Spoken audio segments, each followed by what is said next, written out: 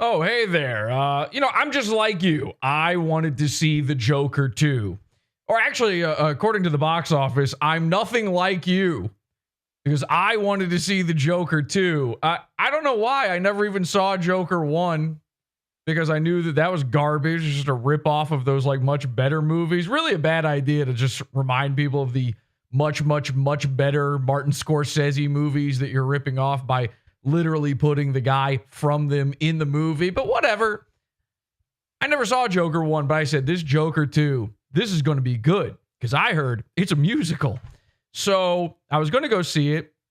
And then right before I saw it, I got spoiled. And I think everybody did. Maybe this is why no one's going to go see it, is because I found out from Twitter, the internet, everybody's abuzz about this, that the Joker gets brutally raped in the movie, which a lot of people seem to find funny. But to me, that seems horrible. You know, I never expected the Joker to go through anything traumatic or bad. You know, a bad guy getting raped, that sounds still bad somehow. So anyway, I went to see the movie. I'm going to give you my review on this movie, but I realized something while watching it. There's something about this. A psychopath, you know, a guy with violent tendencies who dresses like the Joker in a musical involving rape. I couldn't quite put my finger on it, but something about all of that just seemed, I don't know, a little familiar. You should always remember to pick and choose your friends wisely. All right, yeah, the Santa Cruz Joker. Okay, well, anyway, this is Podawful. Welcome, everybody. This is the show. This is Podawful, and my review of the Joker 2, Folly Adieu.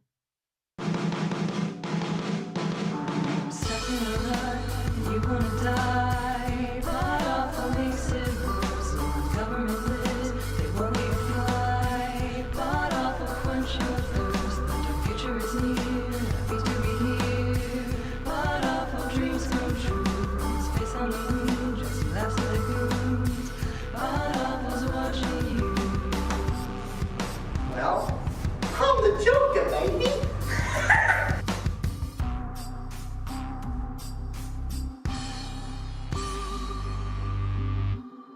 Podawful talks about me a lot. Yeah, that's true. Hi, everybody. Welcome to the show. Hi, henchmen. This is Podawful. Welcome. I'm your host, Jesse P.S., and I will be giving my review of Joker 2, Folly Adieu, which I'm pretty sure, if you're anything like me, you had never heard that term before ever. But if you're also anything like me, then you're going to pretend like you did. And you're going to start saying it all the time. You looked it up on Wikipedia. You just figured it out. And now you're like, oh, I get it. And also, I always knew about that thing. It's just like that time you saw the Breaking Bad episode Fugue State the first time. You're like, yeah, I always knew about Fugue States. Whatever. Anyway, the point is, we will be reviewing Joker number 2. I can't believe this movie even came out. I can't believe they did this. Seems like a joke. And I guess it is. I guess the punchline is that no one is seeing it, that it's made like $0 at the box office. We'll talk about it in just a bit. But Santa Cruz Joker, obviously, is going to be very important to all of this.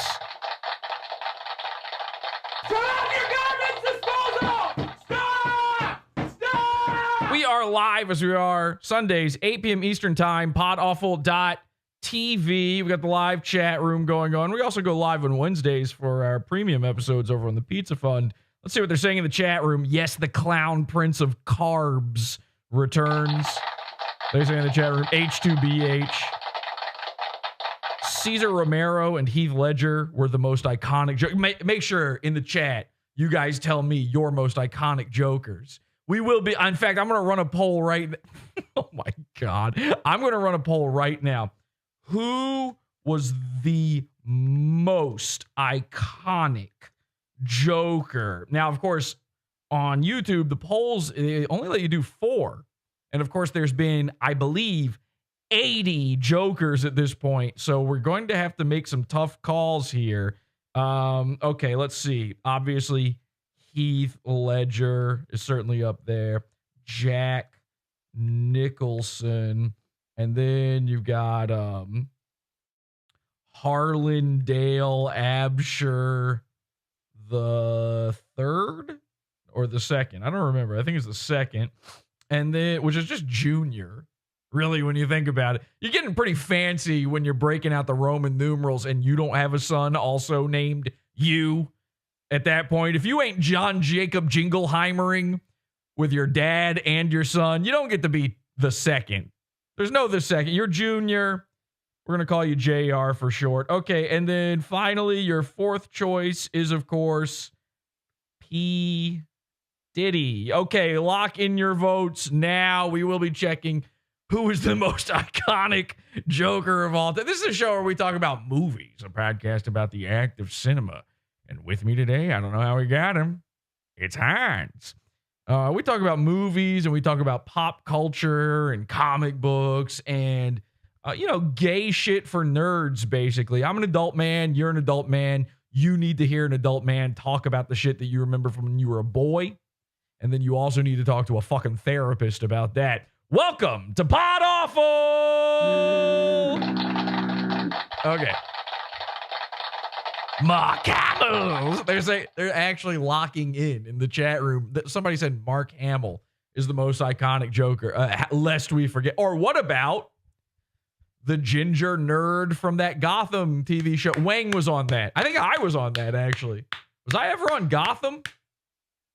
I might have been. I was an extra at the time Gotham was shooting in New York City. I might have been on Gotham. I don't remember. I was on several superhero shows. I honestly don't remember. If you remember the shows you were on as an extra, actually, you know what? I was in New York still when they shot Joker 1. I saw them shooting it. You ever see them photos back when Joker 1 was still being made? And it was kind of a buzz. Everybody was a buzz about this movie. It's just about the Joker. There's no Batman. I hope to God there's no fucking Batman. Oh, thank God it's not Jared Leto. They were doing all that. And there were all these photos of, what's his name? Joaquin Phoenix. There were all these photos of him running through the subway. They really shot that in New York and down in the subway. And I got off the subway one day and it was there. It was happening. I saw the man running, all the stuff. I saw that with my own eyes. It's crazy. And now here we are, years later. The sequel is bombing. The man named Santa Cruz Joker is bombing. And somehow my life has revolved around talking about some incel who dresses up like the Joker for the past 5 years. For longer than that movie has been out, actually, the original Joker movie. All right, we're going to come back to Santa Cruz Joker in just a bit. I want to tell you guys something. I got a little Joker-related story for you.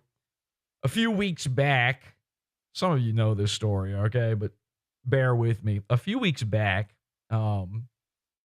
before the new Joker movie came out, I know I'm a little bit of a Johnny-come-lately with this, but this was a little while ago. I hadn't been inside a Chick-fil-A in I don't know how long, okay? And I'm afraid to report, ladies and gentlemen, and this is not to get too political here, but the West has fallen. Now, what do I mean by that? I'll explain. All right, Chick-fil-A, listen, this isn't a racist thing, okay? But Chick-fil-A was essentially the last fast food bastion for the white man left, which is ironic because of the fried chicken, but it's true. They've been in this epic battle with Popeyes and stuff now for years over chicken sandwiches, and something happened. Last time before I had been in Chick-fil-A, it was staffed by beautiful, smiling white people. I don't know. I'm an old man. My birthday was the other day, and I turned old, and I can recall a time. This is going to sound crazy to some of you guys. Let me lock in the chat if you're with me on this one.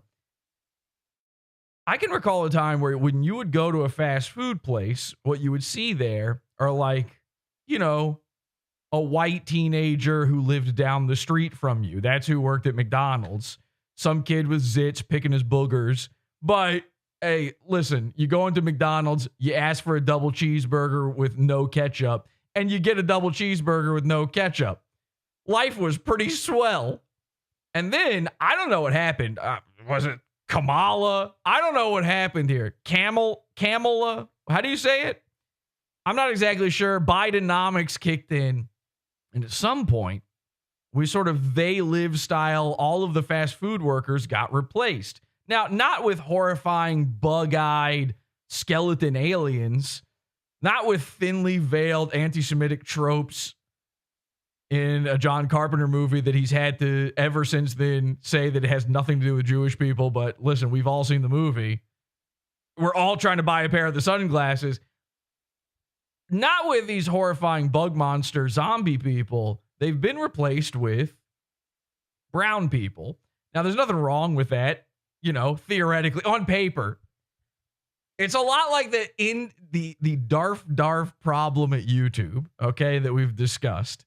I got no problem with it on paper, but in action, it gets bad because it used to be I would go, and this, I think black and brown people will actually enjoy this thought that I'm having. I used to go to Chick-fil-A to be served by my white slaves. That's what I loved about it. They were forced. They were drilled into their fucking faces, having these bolted on smiles. I loved it. And I could tell they had pain on their face. They hated it there. Of course, we've all worked in these shitty fast food service industry type jobs. It's the easiest job ever, and yet they complain like it's the worst. And so did I when I worked there. And I expect nothing of them. But there was something so nice about going to a Chick-fil-A and seeing these painted on smiles on these otherwise bound and gagged, horrified, crying.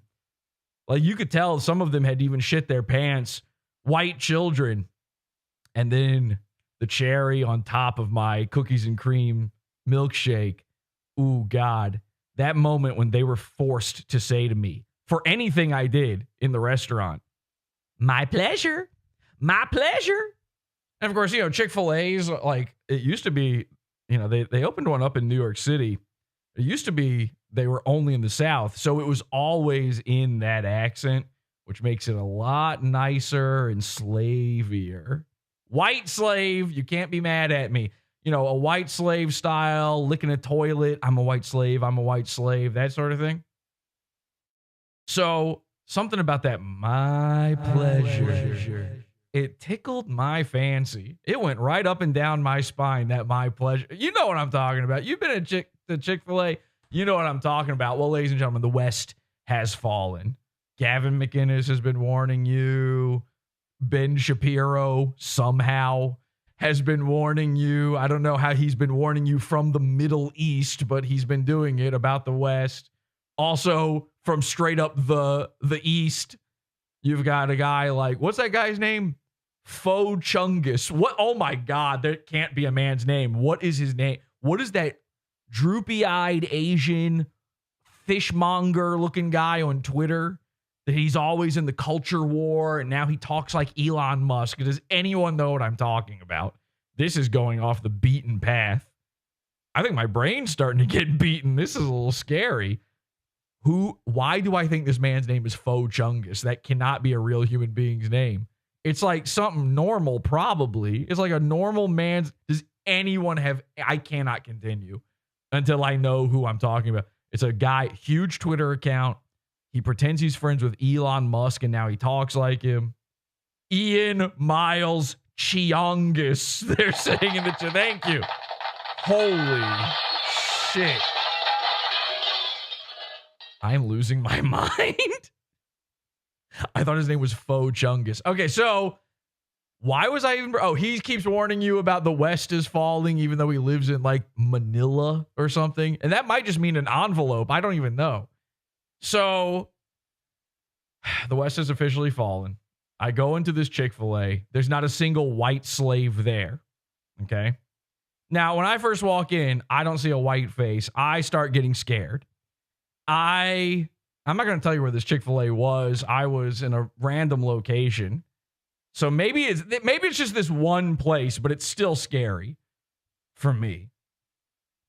Now, it was like a bunch of black people. I don't want anybody to get the wrong idea. I wasn't scared that my chicken was getting washed. But listen, if you aren't white and maybe not American, you're not going to understand what I'm saying here. So please understand, this is in no way racist, okay? And I'm not like Christian, but there's just something nice about, you know, a nice white smiling face serving you food with a pained expression on their face while telling you my pleasure. And you can hear them grit their teeth when they do it. It's just, and you guys should understand that as well.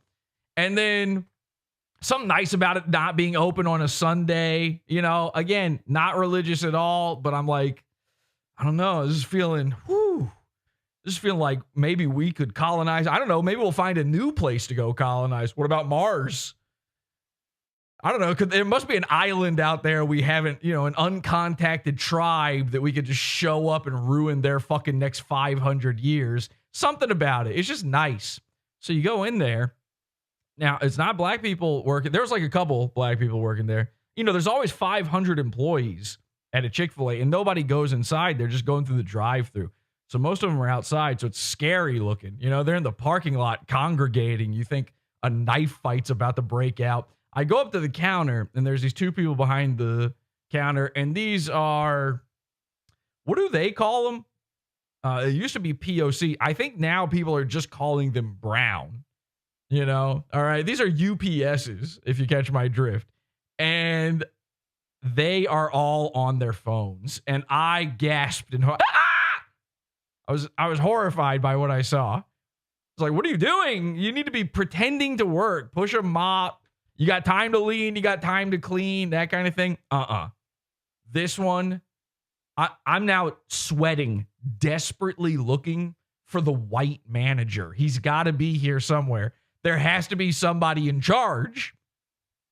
Nothing. Not a peep. I was terrified. So I made my way up to the counter. And about 15 to 20 minutes later, the girl looks up from her phone and goes, "Oh, yeah, what?" I'm not joking. She said, "Yeah, what?"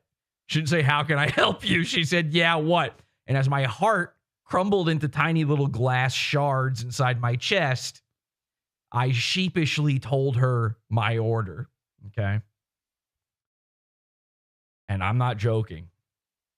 At the end of this order, after handing her my card and everything, she did not even say, "My pleasure." Hand to Christ. It's a Sunday. You can't lie about Chick-fil-A on a Sunday. So I didn't know what to do. I knew I was in for a world of hurt. And if you're not understanding the point of this story so far, here's the only issue is, I don't know what it is, but you're not going to get your order right if there's no whiteys around. There's got to be one. There's got to be one guy who holds it all together and is like, no. No, so hey, he didn't say chicken nuggets. Okay? He said strips. And he's got to pull everything together. That's it. You just need one. Now, the corner of my eye, I see it shining like a beacon. It's the Great White Hope. And I go, oh, it must be the manager. And he's talking up a storm to all of the UPSs in the back there. And I'm trying to focus in on what's going on with this guy, because I need to know, does he know they're on their phones on the clock? This man's clearly in charge. He's an older white man. All right. A little disheveled, but he's clearly the oldest guy there. He's got to be the guy in charge. Meanwhile, I start getting distracted because the woman who's just taken my order is giving me the wrong size drink. And I paid for a larger drink and she's giving me a smaller one. And I'm trying to decide, is it even worth it? Because clearly this shit is not this bitch's pleasure. And then on what I thought would be maybe the worst day of my life, and here's how this all connects to the Joker, something amazing happened. God shone upon me this day. It turns out that beautiful white man back there, he was no more useful than anyone else in the restaurant. In fact, And this is where I learned something this day, okay? Maybe I am a racist. Maybe I'm wrong for thinking the way I think, because he may have been even worse than every other worker inside this Chick-fil-A. Now, Chick-fil-A officially is done. It's over. That was it. That was the last restaurant. You know, again, it has nothing to do with the Sundays. It doesn't even have to do with them hating gay people so much that they somehow give to charities that kill gay people. I didn't even know that was an option. This is what I heard. Like 10 years ago, apparently Chick-fil-A was giving to murderous homophobic charities. It doesn't even seem to exist anymore. Now, you should have known something was up with Chick-fil-A, because the guy who owns it, as much as he hates gay people and loves this Jesus guy, he really seems to love kissing black people's feet, which I get. Listen, you give him that one. It's a pass. You go, he sells fried chicken for a living. Okay, I get it. But he's like sniffing and kissing these black people's feet. Look it up. There are videos of this. He's licking their feet and stuff. He says, no, I swear to God, this is what Christ would do. And then snorting their soul shavings off of it. And that's both SOLE and SOUL. And then this white guy. But point is, with the Chick-fil-A guy, you know, is racist as he probably is not, and as homophobic as he probably is. You couldn't have seen this coming. Chick-fil-A was the last bastion. And so it's all over. And so I'm looking at this white guy for hope, and I hear him finally. Now I can hear. I've now zoned out on the girl totally fucking up my order, and I'm zoning in on white dude over here. And he's behind the line doing nothing. The girl next to him, UPS, on her phone, doing nothing except trying to ignore white guy. What's white guy talking about? My heart started to flutter. It built itself back up. It grew 3 sizes that day. He's talking about the upcoming Joker 2 movie. That's right. Somebody threw bread in my face. My whole life has just been people like Podawful. So he is talking this woman's ear off non-stop about the Joker. He needs her to know everything there is to know about the Joker. This movie hasn't even come out yet, and he's talking about it as if he's seen it. As a matter of fact, just by the very nature of me putting out this episode, he's probably going to find it and watch it. So, hi. Hey, are you a greasy-haired, 50-something-year-old autistic man who works at Chick-fil-A? You are my new favorite guy because you saved my entire trip to Chick-fil-A. I was about to throw away the food. I was about to never come back again. I was going to tell my entire family, sorry, guys, it's on principle, and then dunk it into the trash can right in front of them as I hear their bellies growl, my infant child begging for me to dig it out of the trash.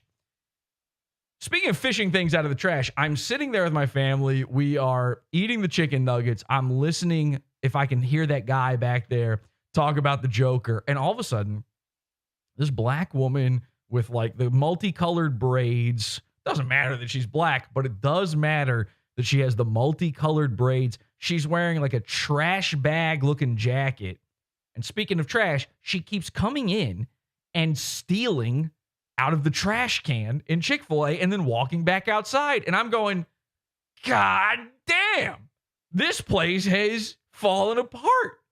I can't believe what's going on here in front of my eyes. By the way, I'm in the on air in Discord. I'm going to wrap up this story here in a second, but this is about to get good. If you want to join me on air, if you want to call into the show, podawful.com/cult is our Discord. You can join in on the call-in thing, and I'll drag you in if I see you. And some people out there, some of you have the ability to just jump in on air. You can just break into my story right now and do whatever you want. So if you'd like to call in, feel free. Podawful.com/cult, join our Discord. Okay, so this woman is coming in, and she is stealing trash, is what I'm thinking in my head as I eyeball her. I'm doing the careful look over here, the periphery just checking in, just making sure that she's not going to come up and start stabbing white babies in the head. Ooh, got to have that delicious white baby head meat, I guess. So just doing a check. It's a vibe check. Hi, Urkowit. Hi, Jesse. How's it going? Good. You been to a Chick-fil-A lately? It's been about 2 years. Whoa. And last time it was my pleasure. Yeah. It worked out for you, right? You're in a pretty. Yeah. I don't do that. They don't really have UPS in your neighborhood, right? Is what I'm guessing. No. FedEx and DHL. That's it. No brown. Okay. What can white do for you? So I'm seeing this black lady stealing trash. And then I realized once again, Jesse, silly Jesse, you're being racist again. I got excited, very excited to see all of this. It turns out she wasn't stealing trash at all. She was the manager, and she was simply taking the trash outside. But I thought she was stealing it.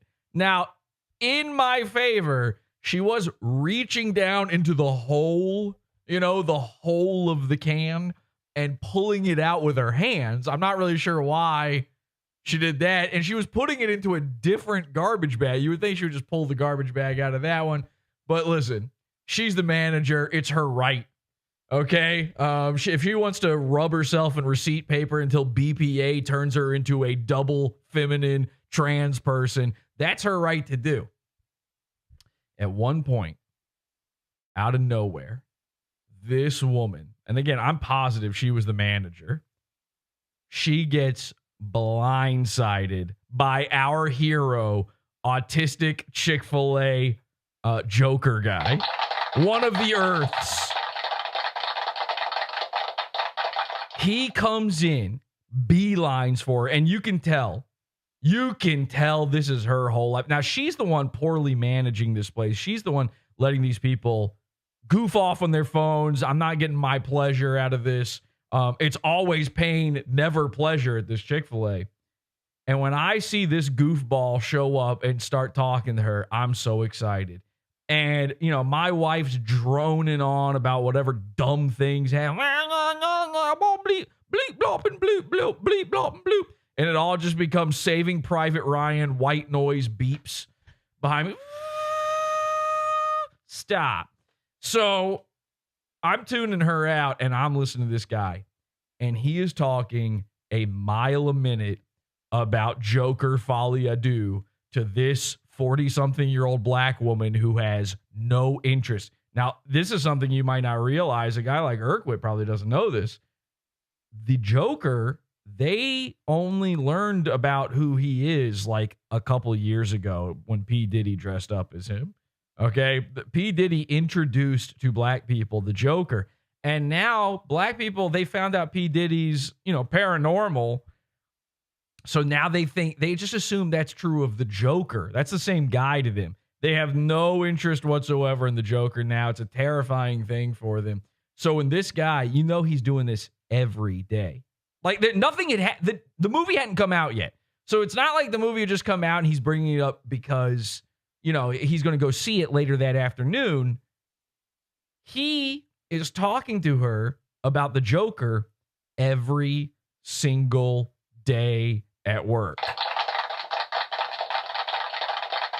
I watched in real time as this woman was stacking trays at a table behind me. I watched in real time as this autistic man just pulled the last strands of life out of her.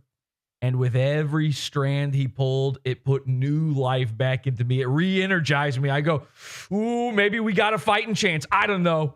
Ooh, we should show up to the shores of Liberia. Just see what happens. I don't know. Let's get in there. Senegal, where is that? Let's start looking it up on a map. We're taking it. That one's ours now, okay?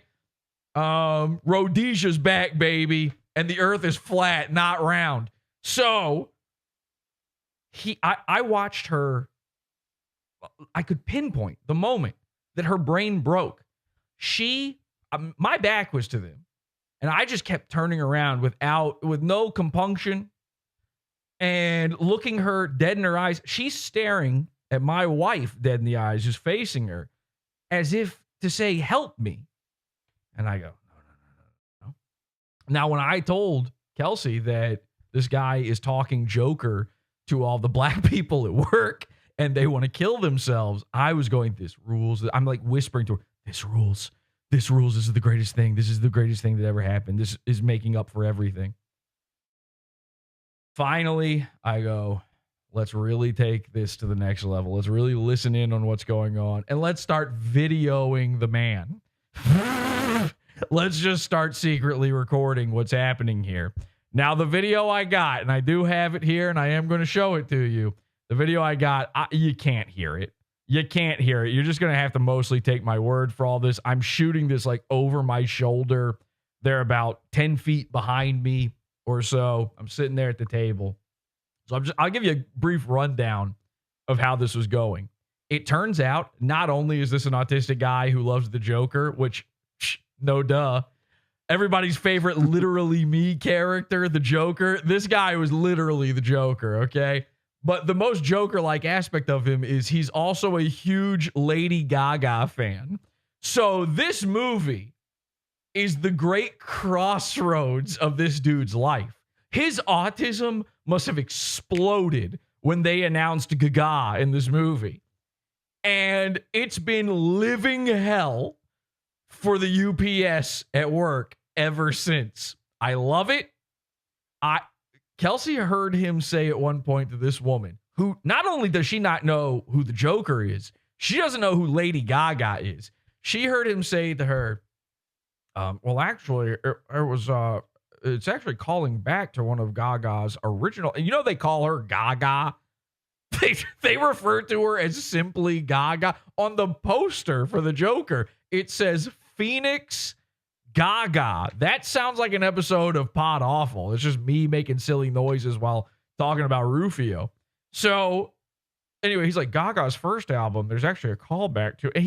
He knows every little thing about the woman's discography. He is excited for this movie, but he's a nerd. And nerds will always find shit to be mad about. Hence where we're at with the new Joker movie.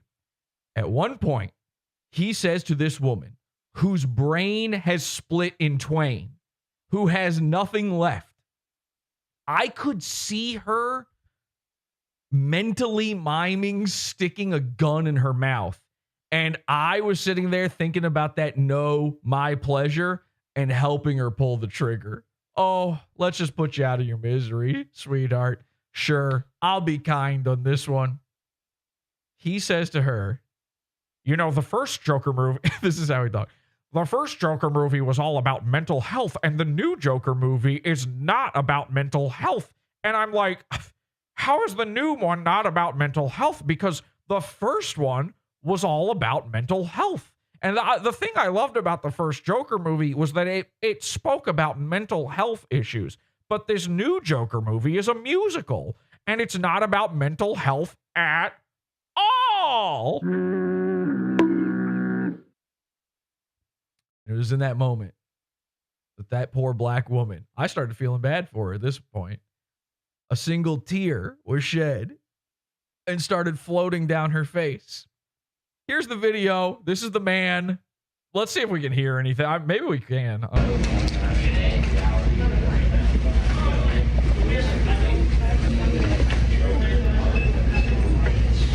Okay, I can hear a little whisper of Joker, Harley Quinn. Yeah, I heard Joker. Yeah, I heard Harley Quinn in there too.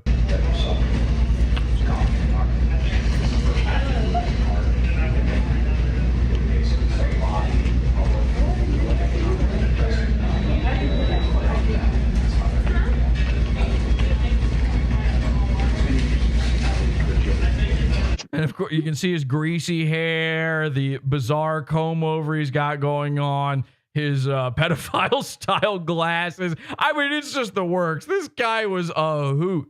I love him. He said something about Gaga's body of work. I believe that was in there as well. We'll drag Cole in here. Hi, Cole. Can he talk? Let's see. I don't know if I don't remember how it works. All right, hi Cole.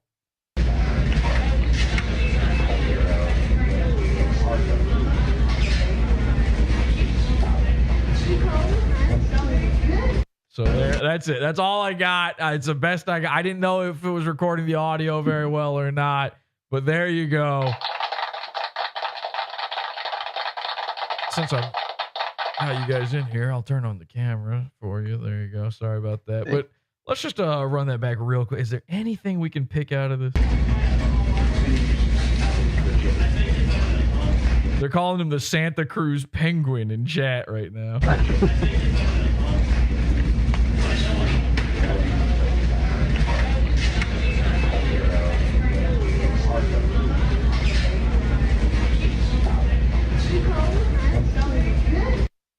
Okay, so I don't. He's just talking her ear off about Gaga. Now, of course, the irony. He was pissed, absolutely pissed that this new movie's not going to be about mental health. He hadn't seen the movie, but I'll give you a clue. The name of the movie is Joker Folie à Deux. That title actually is about a mental health disorder. So very funny. Hi, Lenny. Hi. I don't. Cole. Oh, there we go. Cole's figured it out. Hi, Cole. Any comments? Any comments on our new favorite guy, the man who is single-handedly trying to save the West? I think it's hilarious that you can't make out anything that he's actually saying in the video, but you can tell he's saying a lot. He's like in the video there. It sounds like he's whispering. But we could hear him clear as day in real life. I don't know if there's an audio problem with the phone or whatever. Now, he was talking very seriously. So it wasn't really a whisper. It was more of a, listen, the thing about the Joker is you cannot cross the Joker because there's been many variations of the Joker, but the Joaquin Phoenix Joker is all about mental health. It's about the mental health crisis in America. So I don't know why, but yes, he was saying a lot. I mean, that was seconds of, we were there for like, I think we spent an extra 2 hours on our meal just to listen to this guy. I'm sitting there eating just every crumb of breading off of my chicken just to really take all this in. I'm going up for fifths on my my soda refill, mostly because the girl, for no reason, gave me the wrong size. She actually tried to trick me on that. She tried to pull a fast one as if I had gotten it wrong and it was her that was right, even though I'm holding the receipt and I know I ordered it correctly. She actually tried one of those moves, which really pissed me off. I'm like, oh, not only is she getting the order wrong, she's trying to make it seem like I got the order wrong and it was my fault. So if this man hadn't come along, I might have jumped over that counter and ended that woman's entire career at Chick-fil-A. Turn a Chick-fil-A into a Waffle House. Yeah, something like that. Well, the Waffle House index says that we don't have to worry about the hurricane. All right, Lenny, did you have any comments on our autistic hero? I hope there's a guy just like him at every Chick-fil-A. We need him. We need the. Yep. Listen, if you're watching this show, you're a big fat autistic retard. Go apply for Chick-fil-A. Save the West. If you're in America, if you're anywhere where there's a Chick-fil-A, if you are within 50 miles of a Chick-fil-A, put in your applications. Spend 1 week working. I don't care. 1 week working there and talk to those people working there about nothing but Joker, Folie à Deux, and Podawful. You want to really freak them out? Okay, so that is my Chick-fil-A story. Thank you very much. Now, we are going to cover the Joker's movie. The Joker's movie, I call it. Okay, yeah.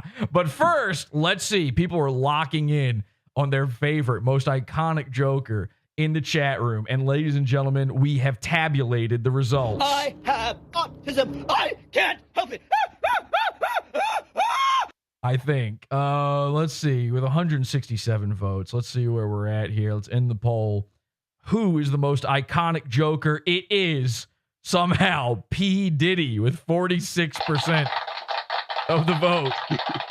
Coming in second, Harlan Dale Absher II. So let's check in on Harlan because you know he must be doing well. When a new Joker movie's out, you know that he's in his lane. Let's check this out. This is Joker 2 had an important message that you missed because Harlan is smarter than you. If you don't know the Santa Cruz Joker, I have an incredibly long history with this guy, the Santa Cruz Joker. The first guy to ever cover him on the internet. Everybody's been making fun of this guy now for a few years, calling him the Joker baby guy, which makes him really mad. We have had this huge rivalry. It's very important to note that, again, you know, I kept having it spoiled for me that the Joker in the new movie gets raped. By the way, spoilers for you. But you're not going to see the movie, so who cares? Yeah, the Joker apparently gets raped. And, of course, if you know the Santa Cruz Joker's history, this is a great irony because the Santa Cruz Joker, infamously on this show, was exposed for attempting to rape a woman. Okay, he drugged a woman at a bar and she caught him. She filmed him. We exposed it all. We talked about it. He's come out and said a million times that we have no proof, blah, blah, blah, about this. The story goes on and on. Eventually, Santa Cruz Joker was beaten up in the streets by a homeless wizard and then declared legally gay and racist in a court of law. Is that right? Legally gay. Too racist to testify. Too racist to testify and legally gay. That's not a joke, by the way. A judge found him legally too racist and gay. So he was not allowed to testify against the homeless wizard in a case where the homeless wizard murdered a man. He murdered a man on the street. He got away with that. That's pretty cool. Driftwood, our friend Driftwood, got away with murder. We got shooters in these streets. Yeah. Whatever happened to Captain Stabbing? It's impossible to know for sure. So you don't mean the porn guy, right? Because I do know what happened to him, and it's called HIV. So anyway, that's what you need to know. And also, most importantly, I guess, I don't know, maybe this is something, you know, I'm not going to spoil the movie for you, okay? So maybe this relates to the Joker movie, or maybe it doesn't. But our Joker, the Santa Cruz Joker, is also a pedophile, a self-admitted one. Actually, I did a whole interview with him where he admitted to it. And but he was exposed on this show by the Santa Cruz Batman for having messaged underage girls. The famous quote, of course, being, "Do you send?" Meaning nude photos. So he denies all this stuff. We've been locked in battle forever. But the Santa Cruz Joker is sort of a broken record. And I haven't covered him in a really long time now. I mean, maybe a year. I don't know how long it's been. But he hasn't really come up, and there's not really that much with him. We poke him a little bit, make fun of him. He freaks out, says the exact same things over and over again, shares a picture of me wearing a Biore Pour mask and says it's me in blackface, and then it just lies and says I'm a Trump supporter, which now this Chick-fil-A story is not going to help me at all with that one. And that I'm a Nazi and all this stuff. Meanwhile, by the way, his dad was a literal Nazi. He had a swastika tattoo on his stomach. I saw on his Instagram today, he was saying he was showing a picture of his dad for Father's Day earlier this year and said, "Happy Father's Day, Dad." I thought he hated his dad. Remember when he used to talk shit about his dad all the time? But here's why he did it. The photo of his dad looks vaguely like Paul Dano as the Riddler in the Batman's movie. So he's not like, that's his like, oh, look, my dad looks like a Batman villain. I'm a Batman villain. We're like the same type of guy. That's, by the way, Harlan Dale Absher the first. So he died of mysterious circumstances. And a lot of people do believe that he died when Harlan was only 3. Harlan's dad died when Santa Cruz Joker was only 3. And a lot of people say that he killed his own dad as a 3-year-old kid. It's impossible to know for sure. But that's the basics of the whole story. I haven't covered him in a while. We don't really mess with him. We just keep our eyes on him every once in a while. And I got to tell you something. Santa Cruz Joker's turned over a whole new leaf, okay? He's trying to get away from the failures of his past as a Joker. He's trying to get away from the rivalry of Podawful. Podawful, and this is 100% official in this case, Podawful won. Podawful won. Podawful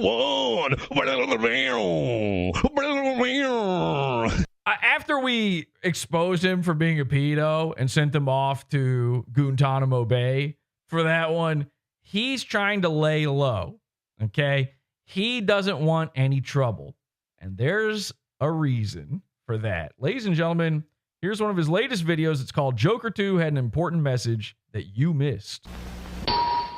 You know, clearly a lot of you don't deal with mental health issues, and it Well, the new one's not even about mental health. I mean, the thing about mental health shows. You've never had the system, the people, treat you a certain way because of a label that was put on you, and it shows. You've never actually been sexually assaulted. Because you were the Joker. Okay, this is not the way to take things. Now, I think he's talking about this because the Joker, everybody's saying the Joker gets raped in the movie. I mean, the memes are flying. The memes are everywhere about this rape. And it shows. That's a crazy thing to say. Some of you have never been sexually assaulted, and it shows. You sound like Mersh right now. This is my... Not only that, he said it like an insult. Like, that's a bad thing. Like, oh, you've never even been raped Yeah, before. exactly. Well, hey, this episode is an INCELebration. I mean, when an incel gets molested, that's like, they all give him a pat on the back, you know? It's like, oh, nice job, man. Finally. Woo, one of us. Let's cook. So I'm not wearing the makeup today because it is hot as sin, and I don't want to... Looking real bad, by the way. Santa Cruz Joker looking like a mess. melt. Looking like Trump with that skin color. His hair has thinned to such a degree. It looks like this wiry, thin, like chicken coop cage on top of his head. He's dyed it green so many times, it's now just turning into this sort of dull, mossy gray. I was once taken advantage of, while drunk, by a woman who I would have never had sex with otherwise. A woman? Are you kidding me? Wait, whoa, wait a second. Taken advantage of by a woman he wouldn't have had sex with otherwise? Is he talking about his mom? There's literally no other option. It's the only option.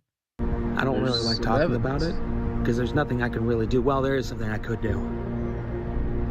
A reverse rape? Perhaps abuse that person? But I'm not going to. So this is a lie. We see this all the time. I mean, this happened in the last episode of the show. This is now the guy perpetrating the crime playing victim, acting like it had happened to him before. I'm not going to say who we covered, but in the last episode of the show, in the Primo show, last episode, Wednesday show, we secretly covered a guy at the very end of the show. Check out the Primo episode in the Pizza Fun, Podawful.pizza. And this guy who had very much on the record, arrested for it, victimized somebody before, is acting like now, oh, it happened to me. Really? Because we've known you forever and it's never come up before. Isn't it interesting that all of a sudden the fictional Joker gets raped and now Santa Cruz Joker's been raped too? He just added it to his lore. It's in the comics, it's in the movies, it's in his life. Be too easy. The sex scene in Joker 2, she didn't rape him. He calls being raped a sex scene. Now that tells you everything. I think that's the proof right there. Santa Cruz Joker is basically admitting, I live in a hellhole, surrounded by idiots. Yeah. Every fucking day, I have to put up with this shit. Every single day, and it is maddening. Do you think he sounded like when he the garbage disposal is going off? Is that what he was saying to the woman? When he was being raped? Yeah. When he was being Yeah. raped, he was probably saying, "Stop! Stop!" Under false pretenses. She made him believe that she cared about him. And to be quite frankly, Wait. Roll this back. I missed that. the sex scene in Joker 2, she didn't rape him. She had sex with him under false pretenses. Is he talking about Harley Quinn? Is he talking about Gaga? Have you guys seen the movie? Has anyone here seen it? No. Okay. No. He's talking about Gaga. She made him there's a scene where Gaga and Joker have sex. Believe that she cared about him. Doesn't he? I've only seen the Twitter stuff. Doesn't he get raped in prison? He gets raped by a bunch of cops. He gets gang raped by oh my God. Harlan thinks that when everybody says that the Joker got raped, that they're talking about him willingly having Harlan is such an actual incel that he's like, no, you guys don't get it. That wasn't rape. That was sex. He is such a rapist, a mental rapist, that he's like, no. He's having to defend. Listen, in the scene, in the actual movie, there's no question whatsoever on whether or not it was consensual. Now, a little bit of the movie, this is a little bit of a spoiler, I guess, but sort of the twist in it is that Harley Quinn is no longer interested in the Joker whatsoever by the end of the movie because he decides to stop being the Joker. So he's now writing it, and he sees all these memes about the rape. He's seen the movie. He has seen the movie, and he still doesn't get this.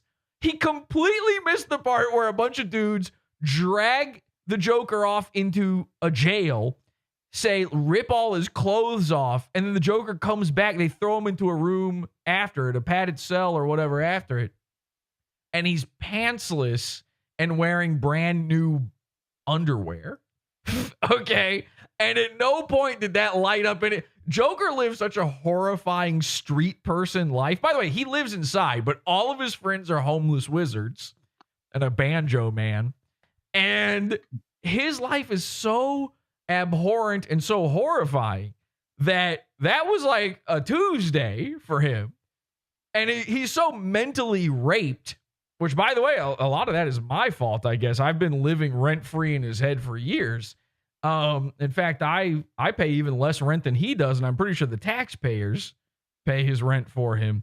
He's so mentally raped that he thought everyone meant that the obvious consensual sex scene was the rape. He's now, this is the thing you guys missed. This is the guy who's putting it all together. And to be quite frankly, that's happened to a lot of men. It's happened to a lot of women. But it ain't. Yeah, there's one named Missy who you tried to do it to, actually. Rape. When you tried to roofie that woman. Willingly put his dick in her. The sex under false pretenses, does that cover like a girl thought she was gonna have a drink, but instead she passes out and ends up in the Santa Cruz Joker's bed? It's something like that. Yeah, in fairness to the Santa Cruz Joker, after he drugged a bitch and dragged her all the way home and put her on his bed and started taking her clothes off, by the time she woke up, he was like, you know what, I'm not even interested anymore. And it didn't happen. So it's not technically a rape. He wanted to. And he nutted in her after like 5 pumps. It was a very awkward scene. And by the way, that's now been added to the lore as well. He just downloaded that DLC to his programming. It didn't help that most of the audience was like young women who wanted to see Lady Gaga. So it's Joker and Gaga, young Gaga fans watching the Joker together. He's in the makeup too. When he goes to see the movie, he's in full regalia. Well, and it's like, I thought he was going to say young women to see Joaquin. But if they're young women to see Gaga, how young are they? Really young. Why is Harlan watching the young women in the theater? To make sure they're having the appropriate reactions to the movie, or else he's about to pull a James Holmes, obviously. Oops, looks like this movie theater just teleported to Aurora. bet this is not the movie you were expecting to see. But yeah, when you have a label put on you, the world treats you a certain way. And you gotta remember, this movie takes place in the 1970s. By the way, you got a label on you, Joker. Retarded. Late 70s, early 80s. It's the mid 80s when the movie takes place, so he doesn't even have that right. Like, this is his life. I was about to say this is his favorite character. Like, shit, no duh. He's the fucking Santa Cruz Joker, obviously. It's his favorite character. This is his life. It's beyond favorite character. Every single day, he pretends he's the Joker. He has gone, the only guy who's gone further with this is the Winchester Joker, who tattooed the Joker makeup onto his head. And honestly, until the Joker, Santa Cruz Joker, does that, he's really not in the same leagues. But this is his life. This is his whole steez. And yet he doesn't know anything about what actually happens in these movies. People didn't really treat people with mental health issues very well. It hasn't been up until like the past... All right, how do we get the Joker a job at Chick-fil-A? 10 years that people with mental health issues actually get treated with any semblance of respect and dignity. You know, we still have people saying that, you know, oh, transgender people are mentally ill and they should be thrown in asylums. You need to... Okay, now officially the Joker says trans rights, by the way. Fucking kill yourself for saying. I mean, this is a guy who, you know, will throw a baby off a bridge just to make a man in pajamas whose parents died sad. But, you know, trans people, you gotta protect them at all costs. Like that. You really being the Joker is a trans act. do. You really do. You're a bad fucking person and you're spreading your bad fucking ideas, and you should end. You should cease to exist. Yeah. This Joker is no more. He has ceased to be. Yeah. Like, the fact of the matter is, y'all had the same reaction to the last movie 5 years ago, and now y'all claim to like it because it made a bunch of money and won a bunch of awards, and you actually... Wait, he's claiming people jumped on the bandwagon because the movie made a bunch of money. How did it make that money? Was it magic? The people had to go see it. It's not like they watched it on DVD after the fact. It was big instantly. Actually sat and watched it again. He's the only real Joker. Everyone else is pretending. He invented being a Joker fan.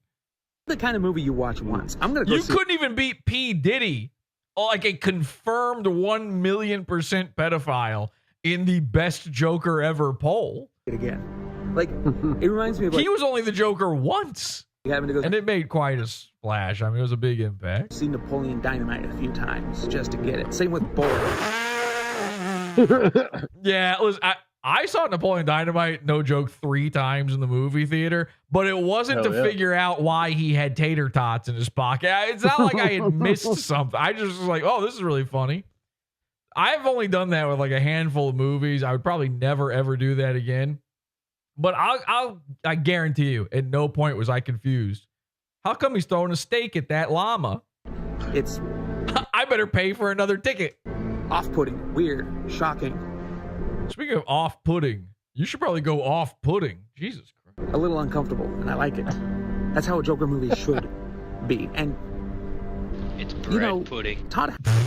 Yeah. It's bread pudding. Somebody threw bread in my face. Todd Phillips. Todd Phillips? That's the guy who did the movies, right? Yeah. Todd Howard's the other guy.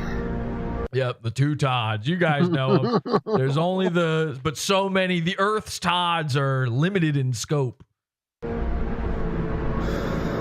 I'm a Bethesda fan. But is Todd Howard the Bethesda guy? Is that actually? He is. Okay. Yes. Because I was going to be so happy if he even got that part wrong. Todd Phillips came out, the director and writer, I don't know what that's about, of the movie, and said that this Joker is the Joker that inspires the real Joker that fights the Batman, and we see that at the end. And you know, Joker, Santa Cruz Joker, sitting there going like, please be me, please be me, please be me. Like some part of him is somehow hoping he's in the movie and he doesn't even know it. The guy stabs and kills him and then cuts himself a smile. Okay, spoiler alert. Jesus Christ, I wasn't going to give you the very end of the movie. So he's supposed to be the Joker moving forward. Granted, we're not going to get any future movies with this guy as the Joker. Perfect. What a setup. I love that. But it allows your imagination to run wild. And as much as I was like, I don't remember that even happening. At the end, I kind of like it. It's just the story of a sad, mentally ill man used and abused by the system. We got to get Joker talking to the Chick-fil-A autistic guy. Somehow these guys need to meet. And by people who claim to care about him. His own mother called his laugh a stupid little laugh. Made up a lie about him and thought it was funny that he believed this lie about bringing happiness to the world. She mocked him. That's relatable. Oh, interesting. Joker's got some mommy issues, huh? We'll talk about that in a second. I feel like a lot of you should find that relatable. Bada bing, bada boom, baby. Mock you. Significant others that are only there for their own self-interest. Parents mock you, abuse you, significant others. Again, we have speculated in the past that the Joker one time had a video where a large-breasted woman was massaging his shoulders, but at no other point ever has there been any evidence that he's ever had human contact with a woman except for his mom. So it has been long speculated that he got his mom to put on this Harley Quinn jacket and give him a back rub. You couldn't see her face, by the way. It was cut off so that you couldn't see her face, and never another photo, never another video, but all these made up stories about her mershing all over the bed, leaving mersh stains everywhere. And didn't he accidentally reveal that he took his mom on a date to see the first Joker movie? Wasn't that part of the lore? Yes. With that one? So there's something very weird going on there. Must be a blessed life you have. Everyone you've ever been with has always just been there only for you, and your parents were so nice and wonderful, and you never had any mental illness, and you never had to deal with the courts. How nice that must be. How privileged you must be. Santa Cruz Joker has never had a job. He steals. He gets government assistance and just still steals from stores because, you know, corporations, man. Like every other video I see about it, it's just some fucking white chud complaining. Did you even get the message? Probably not. That's kind of ironic, too. If you actually put away your preconceived notions and just observe something in its purest form for once in your life, you might actually start enjoying things, because everything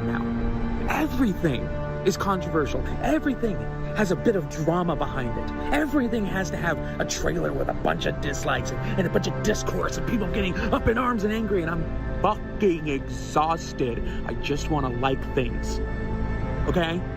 Like, I like the new Star Wars game. There's nothing wrong with it. The main character is a woman. I don't even think she's a lesbian. She's just a woman. Was that on the... Are we worried about that baby happening? And you people lose your fucking minds. This is why we should be allowed to tell people to their face. Kill yourself. Oh. You worthless fucking troglodyte. You bring nothing to this we're world. on YouTube. The woman who shot up the U2 headquarters was a hero. Okay. But pain and misery and misinformation. Why the fuck? You don't respect anyone else. Why the fuck should I respect you? It's like religious people. You don't respect my religion. Your religion doesn't respect people. You fucking ding dong. Yeah, hey, you fucking, you ding dong. Kind of went off message. Yeah, it was a little all over the place. Bada bing, bada boom, though, for that one. That's a big bada bing, and also probably, I'll give that one bada, two bings, and boom! Boomer doom, guys. We got to submit Santa Cruz Joker to the Costco Guys podcast. See if they'll cover Santa Cruz Joker. Okay, so Santa Cruz Joker, he's also got a video here called Joker 2 was exactly the movie I needed right now. I want to watch that one as well. But you need to know a little bit of background here first, because Santa Cruz Joker has definitely got some mommy problems. And I'm not just talking about the fact that he might have dated her at one point. It turns out Santa Cruz Joker has maybe very recently, given his mom what she fucking deserves, according to what he was just saying there. Let's take a look at this. Somebody found this. I apologize. I can't remember who found this now, but kudos to the person who found this. If you're in chat, shout your name out, okay? And then I will completely miss it because I'm not reading the chat room at all, and it won't change anything. But Santa Cruz Joker, he's got a long rap sheet. One of our first episodes was all about him going to jail. And so it's not that unusual for him to be found having, robbed the place, petty theft, whatever, drunk in public. But this one caught some people's eye. Harlandale Absher, this was just a few months ago. And we had missed it. He was arrested for assault on a person, battery on a person, exhibiting a deadly weapon, not a firearm, which he's tried to claim many times that he has a gun. And it's a little pop gun. So he's brandishing his knife, which he had with his homeless wizard battle with Driftwood. And finally, elder/dependent adult abuse. So ring it up, everybody. I know the Santa Cruz Joker is a villain, okay? I get it. I know he's already a rapist and a pedophile, but mom beater, we couldn't have even guessed. We couldn't have even thought that it was a possibility for that to be on the menu. Now, I will say this. I think we all just instantly assumed, because he doesn't have that many people in his life, and his mom does live not that far away in California, that this was his mom. But the detail here is just elder/dependent adult abuse. So there's actually two options here, and both of them make total sense when it comes to Harlan. Option A, Harlan smacked the shit out of his own mom. Now, of course, the video we just watched heavily implies he would want to do something like that. He seems to think that his mom, who, I've seen his mom, we've done some research on his family, and she looks like a sweet lady. She is actually a social worker. So when Harlan's watching these Joker movies, this is a literally me moment when he's watching these movies. But for some reason, he seems to think his mom was abusive towards him. Just maybe it was that, she didn't give blowjobs often enough. I don't know. I consider that abuse. I'm sort of in a domestic abuse situation right now with my wife, as far as I'm concerned. By the way, it lists him as self-employed. Yeah, sure. Yeah. I wish they listed the job that self-employed is on here. He walks around the city threatening teenagers that he's going to stab them while wearing clown makeup. What's his job? He's Ed Gein. Is that the one? Oh, who's the one that's the clown? Is that him? John Wayne Gacy. Gacy. Yeah, that's his job. Just check under the foundation of the house. So we've got elder dependent abuse. Option A, mom. Option B, dependent adult. That's code for retard alert!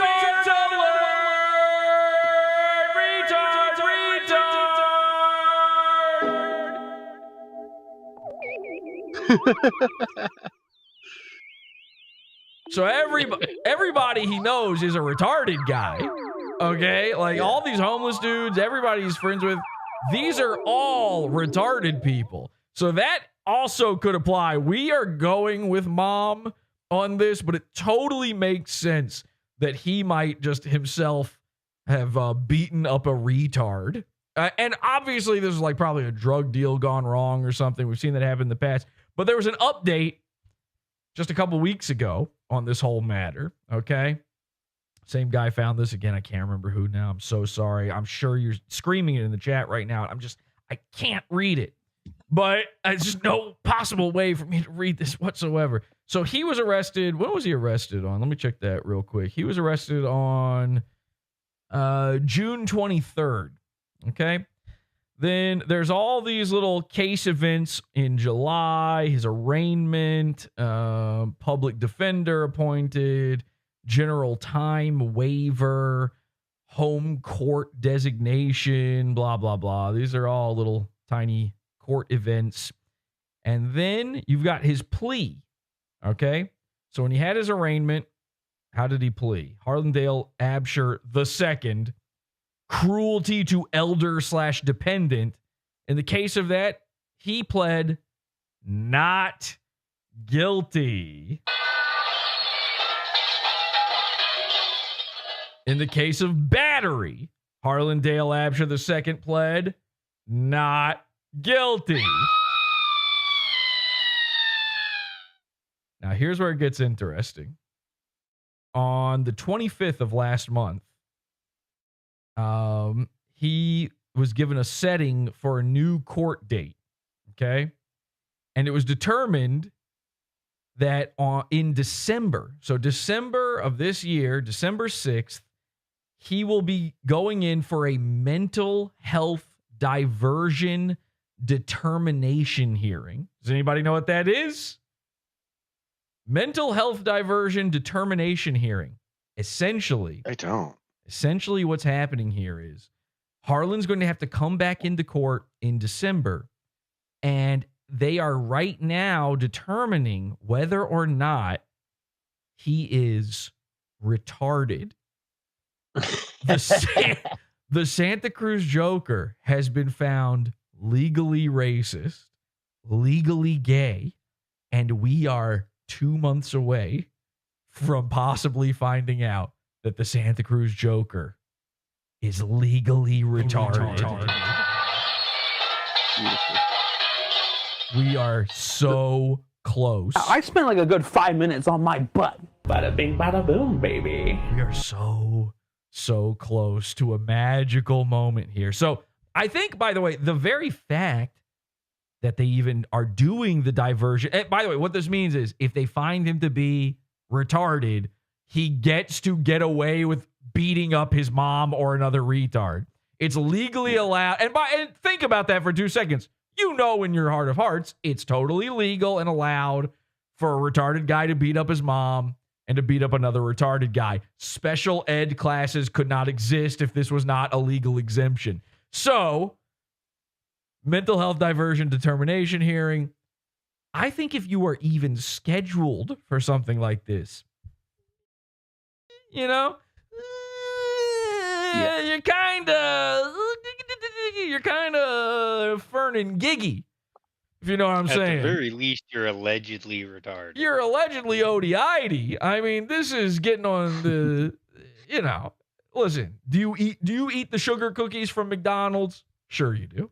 Of course you do. I'm not saying he's participated in the Special Olympics, but I'm saying he could get bronze. So we are months away from finding out. And this is the real reason the Santa Cruz Joker has not been interacting with Podawful. He didn't want anyone finding out. He didn't want people to know that this was going on. And he's having to work on himself right now. He's under strict orders in order to even be free right now. So what's he been doing? Well, every single day, multiple times a day lately, Harlan's been streaming video games on YouTube to nobody. No one shows up. But a brand new thing has happened that is not very typical for Harlan. He's had the chat open. He always turns off comments. He always turns off the chat. You can never interact. He's looking to get those watch hours, and he's trying to be a good boy, and he's trying to do things right for once, and he's doing everything he can to the point, well, actually, I'll save that for just a bit, but there's actually a new wrinkle going on in his life. Well, some sort of ne'er-do-well, and again, there's no one watching these things. There's nobody in the chat. But some ne'er-do-well showed up into his chat room the other day and started poking and prodding him and started saying mean things in the chat to the point that he said, who would even leave a comment like that? And it continues like this. I really don't know where all the Trump supporters are coming from and why. Where all the Trump supporters are coming from and why. There's one guy in chat who said something. And by the way, what did he say? It's like, I don't think I've talked about him recently, have I? Now, when he says, I don't think I've talked about him recently, is he talking about Trump or is he talking about Podawful? Because he equates me with Trump. So that's there's something a little psychological going on there. And hoping that he outlaws gay people. Okay, so you're a fucking bigot. Congrats. So this dude went into chat and said, ha ha, Trump's getting elected in 2024 and he's kicking out all the gay people. Your ass is gone. Oh my God, some of these people, you know?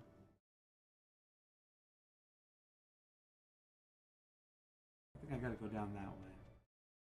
Right. Hang on a second. He's going to get back to it. This is very quiet. I'm sorry. There's not much I can do about it. I've got it cranked up as loud as possible. I love that this person said that I was gay. I'm not. Oh, really? Fascinating.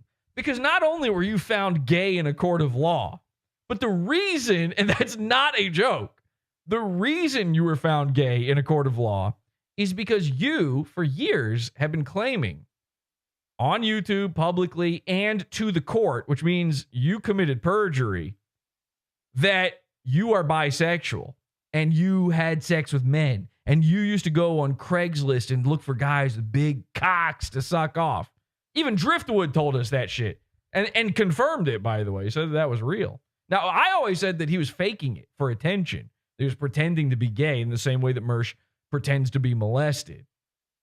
Well, because I wear Joker makeup, did that make Heath Ledger gay? Jack Yes. Nicholson and Yes. Joaquin Phoenix and Certainly. Caesar Romero and Definitely over top of the mustache. Cameron Mortigan. Who? And yes. Is this the mine? Okay. So he goes back to the game. Now, I have it on good authority that whoever was fucking with him in this chat and kept coming back in under brand new usernames, whoever this was, they were having a very difficult time getting under his skin. And there was somebody in particular that he just would not mention. And finally, one little thing started to get to him. Now, he's going to talk a little bit about the Joker movie here. If I can find it.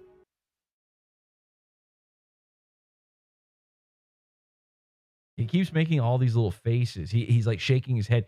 The chats are coming in over and over. He doesn't have any moderators. He's deleting every single new chat that comes in, shaking his head and getting upset about it, but keeping pretty level-headed. It's actually impressive. I've never seen him accomplish this before.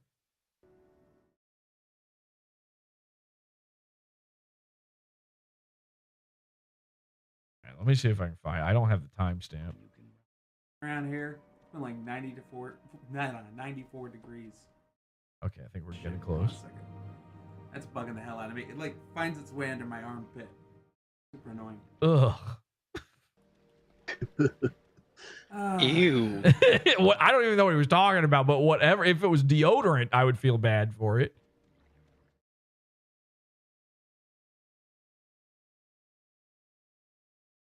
Should I play? Okay, I'm sorry. I don't know where it is. Hang on a second. I thought it was right there. You know how like RPGs as a kid you just saved in a while. Oops. Man, I hope that's not sewage. Man, I hope that's not sewage. A thing, That's a good clip. That's probably something he says every time he goes to eat dinner. Every time the garbage disposal is on. Okay.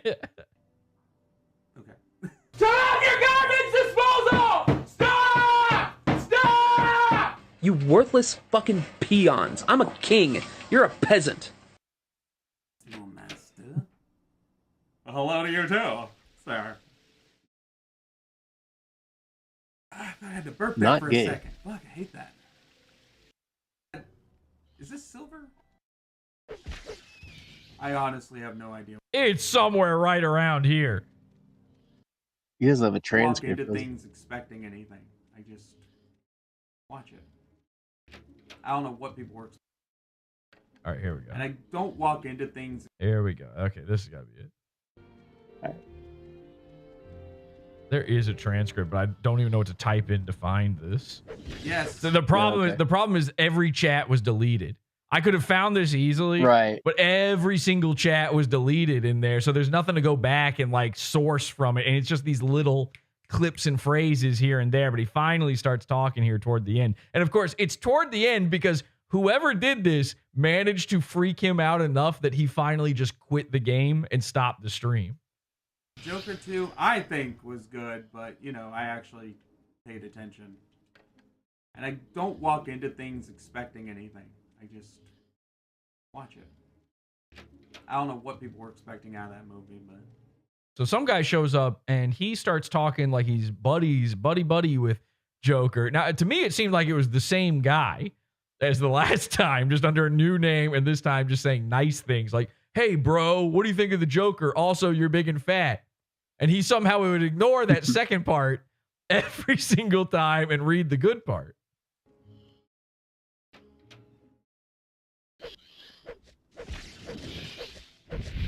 By the way, that's his stream, like, slowing down and stuttering like that. Fuck you, Ghost.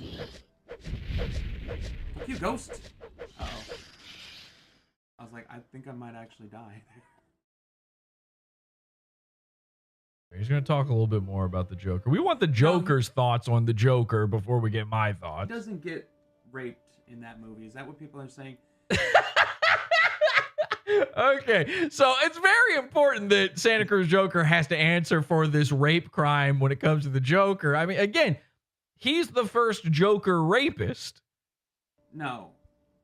How do you watch it? Nothing had happened at all. Yeah, he thinks it's just not there. Like, it's not even a possibility. Granted, Harley's Like, relationship you with think him he just missed the clues of the prison guards? There's no clues. Okay? Well, By I mean, all accounts, it's just obvious what's going on in there. The problem is he was so focused on the sex scene between Phoenix and Gaga that he thinks that's what people are talking about. He was beaten off in the theater to that, and of course to the young Gaga fans sitting all around. He missed the rape scene. No. Granted, Harley's relationship with him in it is under false pretenses. There you go. See? But no, he... Now, when I heard that during this, I didn't put that together that that's what he's talking about here, that he thinks that that's the rape. willingly gets up in there. No. Like, is that really what people are... I love that he says that like it's a bombshell. Also, as if it was possible that that wasn't the case. Like, what is, does Harley Quinn, it is a superhero sort of thing. Does she have some sort of magnetic tractor beam for cocks in her pussy or something? Fucking kidding me? That's so dumb.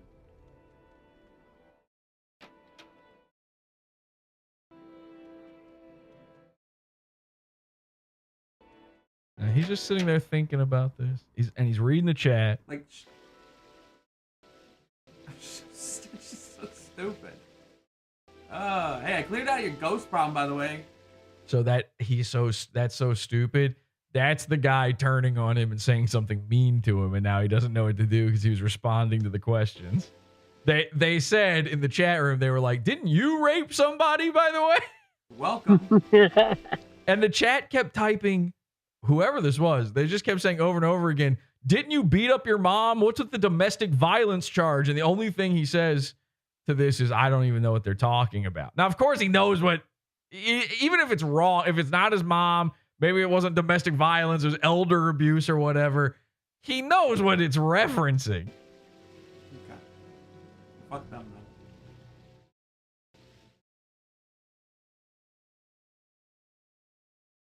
though. No? Her superpower is context, they say in the chat. That's not in the movie at all.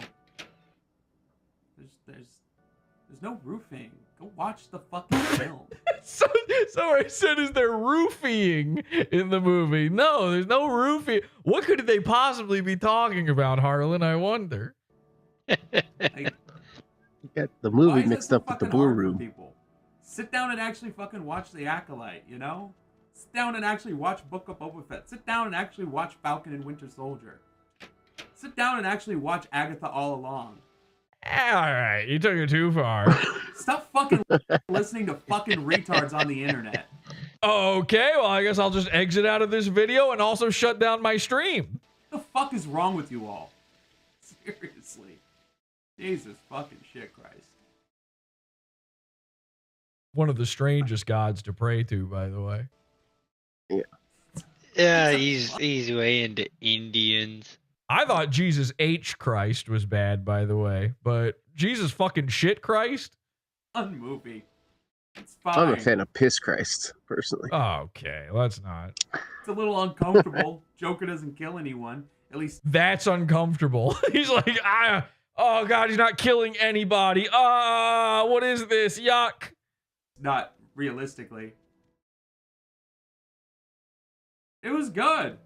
You know, here's... Okay, there's your review, everybody. It was good, says a man who does Joker cosplay every single day of his life. I mentioned this in the video. History has repeated itself. 5 years ago, Joker 2019 came out. It was like, oh, it fucking sucks. Oh, it fucking sucks. Oh, it fucking sucks. Oh, it fucking sucks. And then it kept raking in money and made a... Raping in money? billion fucking dollars. Won a bunch of awards. Got Joaquin the Oscar. And then... Crazy, by the way. Then, you know, everyone was just like, oh, such a good movie. Oh, I loved it so much. Oh, I loved it so much. It's like... Then if they got all the awards and got all of the money, they were already saying that. Whenever both of those things happen, that's what's... Everybody's in agreement. Yeah, you hop on the bandwagon. It's not repetitive at all. It doesn't cover the same plot at all. It's about the court case preceding everything he did. Oh, a court case? Oh, so it's not just a movie about a psychopath who dresses as the Joker. It's a musical. Remember when he was singing in his live stream? And a guy who rapes. It's also a court case. See you in December. Hope you're retarded. He wasn't just gonna get away with it. Harvey Isn't Dent's in that it. court case normally after a crime? He said it was preceding the crime. Whatever. A lot of fun. And He's it's a going musical. full Maybe people just Rufio don't get in this. musicals. I don't know. I am trapped in this fucking place. Help.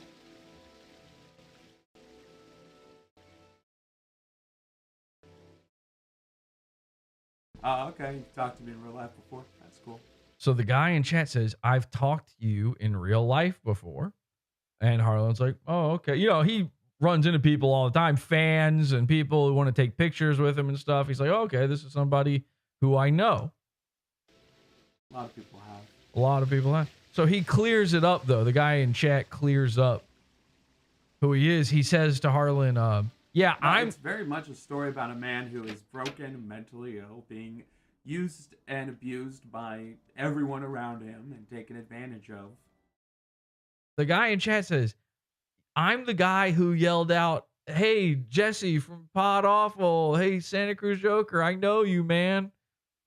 That's what the guy in chat says. Nice. Turns out the guy in chat was our hero, the dude who shouted out Podawful during Harlan's public beatdown musical. For his popularity. It was Amazing. a high-profile kill. He shot a man on his own show in front of everyone. Like, people give a shit. I don't like how much you're enjoying that thought. And Harley's just I can't tell if he's enjoying it or about to cry. Well, it's like so beautiful, dude. The idea of killing a man on his show. He's like, all I can do is brandish a weapon to an elderly person or possibly retard. a brat who wants a piece of it. Which I like. It's different. It's fucking different. And by the way, I'm allowed to say that he's gay and retarded and racist. He was found to be legally those things in court. I pray for all of you who've never read a fucking comic book, because you have no idea. You have no idea. You have no idea how fucking crazy the Joker story is. And Harley's and crazy Batman's and all. statement. Yeah, okay. Y'all know movies. It's like people who talk to me about the Harry Potter movies and then they try to correct me about the books. It's like, dude, you didn't even like read the book. Shut the fuck up. Remember, before he was a Joker cosplayer, he was a Harry Potter cosplayer. He went to school with the lightning bolt drawn on his forehead. Like, oh my god. To think you can His superpower is victim blaming. condense 80 years of history of characters into like 2 hours. You just fucking can't. That's why I kind of hate superhero movies in the end. It's like, you don't get to like grow with these characters. Hey, what if Funko Pops were a conversation you had with yourself on the internet? Do you know what I mean? You don't get to have like Batman and Joker battle for 35 fucking films. Yeah, well, actually, you do, apparently. They've been doing that. I don't know if you remember that movie you were talking about 2 seconds ago. Because they're going to battle again and again and again and again and again. That's how comics work. But in movies, it's like one and done, one and done, one and done. Let's just get through the roster. Who haven't we used yet? Who haven't we used Since yet? when? Yeah. Who would be shocking to cast? I swear to God, if they give Bill Skarsgård the Joker, I'm going to be fucking pissed. Like, before Crow? Who? Sure. After Crow? No. The wobbly eye It guy, you know, he played It. He played the It in It. He's sort of an It guy. Yeah, Hollywood's Mersh. Yeah. Not to be confused with Hollywood Mersh. Right. Oh, okay. Now the Joker is reading that one chat comment, okay? You're seeing him react to finding this out in real time.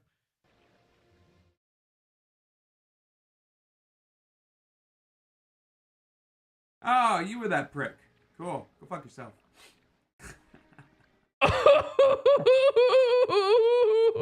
watch that one more time. So again, this is the dude who in real life, the Santa Cruz Joker got beaten up by a retarded homeless wizard. And a gay, by the way, a gay for his trans friend who we transed this homeless wizard and his male friend into their own version of Joker and Harley. This is an insane, if you're new, this is insane sounding. But all of that is real. That is true. All true. Okay? It was this guy called Driftwood and his little buddy called INCELebuff. Two dudes, right? A black dude and a little sort of, mud goblin. And they, at some point, decided, no, we are the Joker. And then at some point, Driftwood was like, actually, no, I'm the Joker and you're my girlfriend. And Mud Goblin was like, okay. He was on board with that concept. 2 days before, they had never butt fucked before, and now they're butt fucking. So I sent them a Harley Quinn costume and a Joker costume. We have photos of them wearing it. They became butt buddies for like 7 months, and then they just amicably broke up, and then INCELebuff became a man again. Congratulations. So being a Joker turns you trans. Or at the very least, being one of Daddy's little monsters does. So let's just take a look one more time at Santa Cruz Joker reacting to the man who, with his fight with an actual semi-gay, slightly retarded, homeless wizard who beat the shit out of him in real life, the man who shouted out Podawful during that.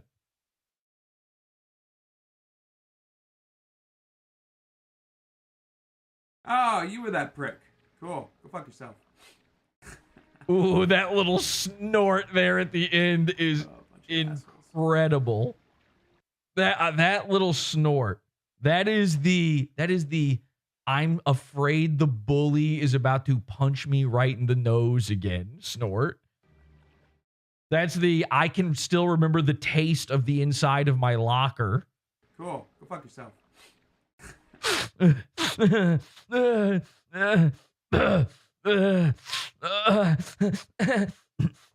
I'm a white slave. I'm a white slave. My pleasure. Oh, bunch of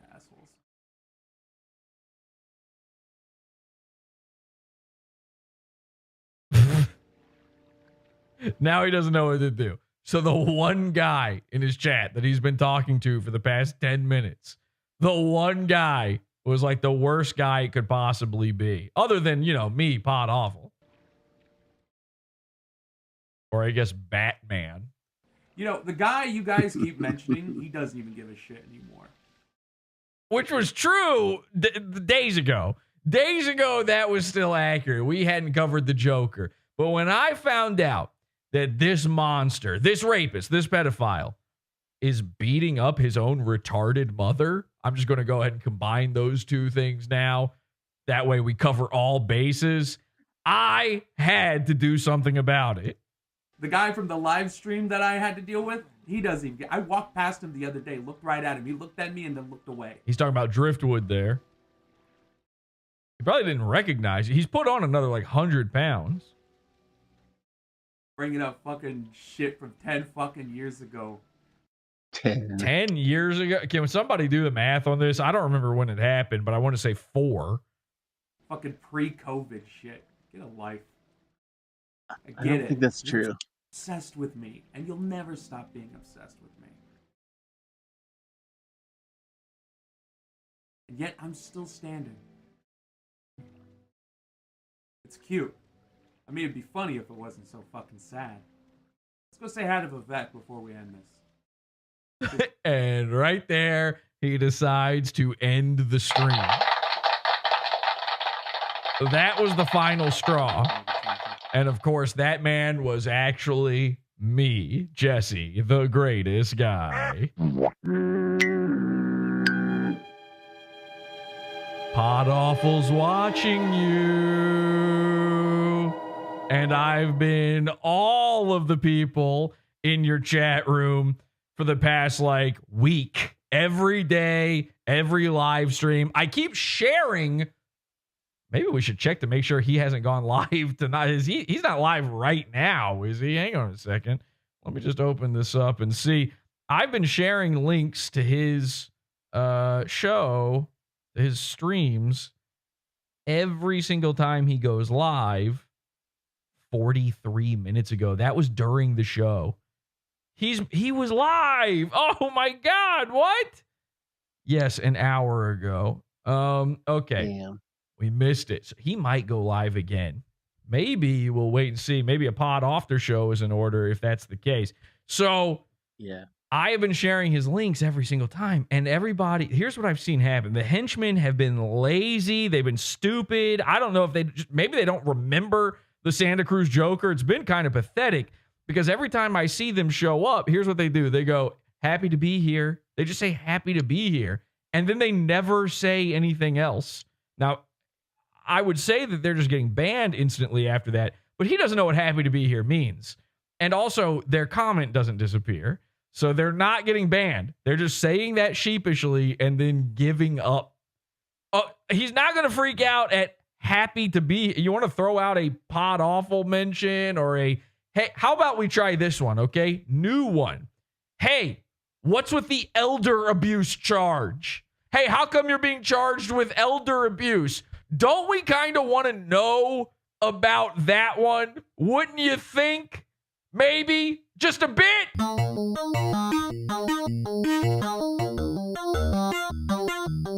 Is this a cult if I ever heard one? Yes, it is. It's a cult. I mean, it's the cult of cult.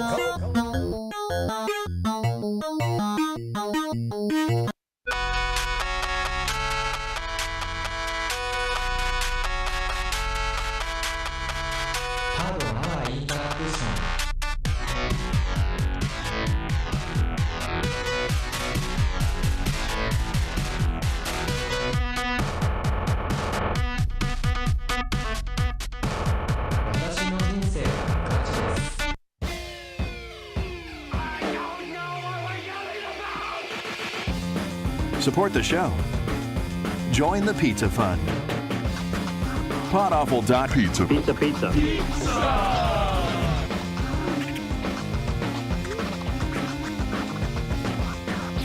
Podawful.pizza.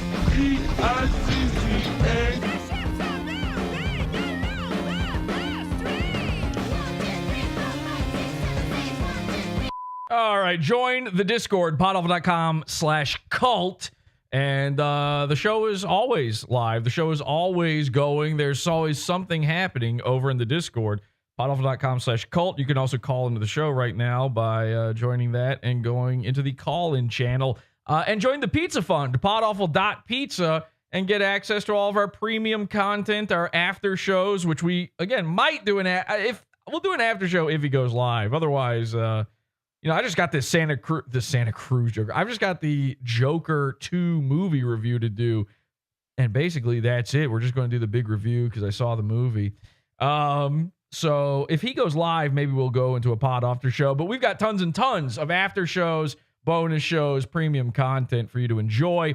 And of course, all of the episodes that have not been archived, are not backed up, and are no longer allowed on YouTube. By the way, our archivists, thank you so much to everybody who clips and archives the show.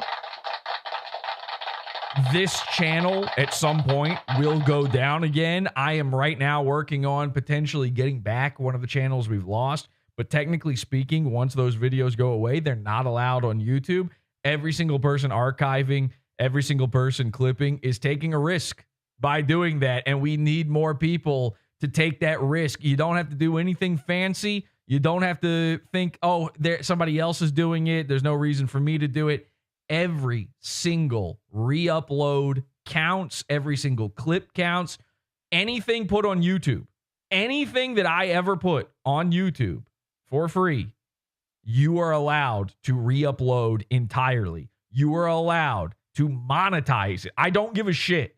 I just want this shit out there, and I want as many backups of it as possible. So if you would like, you can take this episode or any episode of the show, download it entirely, cut it up or don't, and re-upload it to your own YouTube channel and do with it as you please, okay?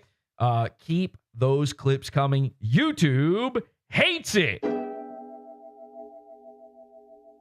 Podawful.com/cult, podawful.pizza. All right, where were we? So I got to review this movie, obviously. Everybody tuned in from they keep saying to me, Jesse, this Joker 2, have you seen it yet? I don't know whether I should go see it. It's only made $50,000 at the box office. It's one of the worst superhero movie bombs of all time. Until I know whether Jesse likes it or not, I don't know whether or not I should bother. Should I vote with my dollar on this movie? Well, I'm going to tell you exactly what I thought about it. But first, we are going to play this Santa Cruz Joker video here. It's called Joker 2 was exactly the movie I needed right now.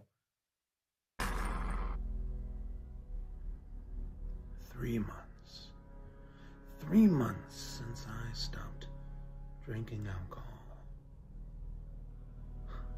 I've learned a lot in the past 3 months. A lot about myself. Oh, really? The people I surrounded myself with. My family. Oh. And who I can truly call friend. By the way, you didn't holding up that chip is silly. You didn't choose to stop drinking because if I recall, it was about 3 months ago that you got arrested and released after abusing an old retarded person. So I'm going to guess this is a court-mandated sobriety. And it has been eye-opening, to say the least. You know, I've always found this insipid obsession with Harley Quinn. Yeah, I find it very insipid myself. Now, this is interesting. I forgot about this aspect, this wrinkle of the Santa Cruz Joker's personality. He, for all of his love of the Joker, does not like Harley Quinn. The world has to be quite irritating. You know, the Joker has existed for about 90 years now. That's not even a joke. And Harley Quinn has only been around for about, what, 30 of that? That is a joke. He doesn't need her. Sounds like somebody's a little jealous. Sounds like somebody is a little worried that maybe his guy's being taken from him by a fictional cartoon person. And boy, does this movie prove it. I remember when I was just a wee lad. My father had just died.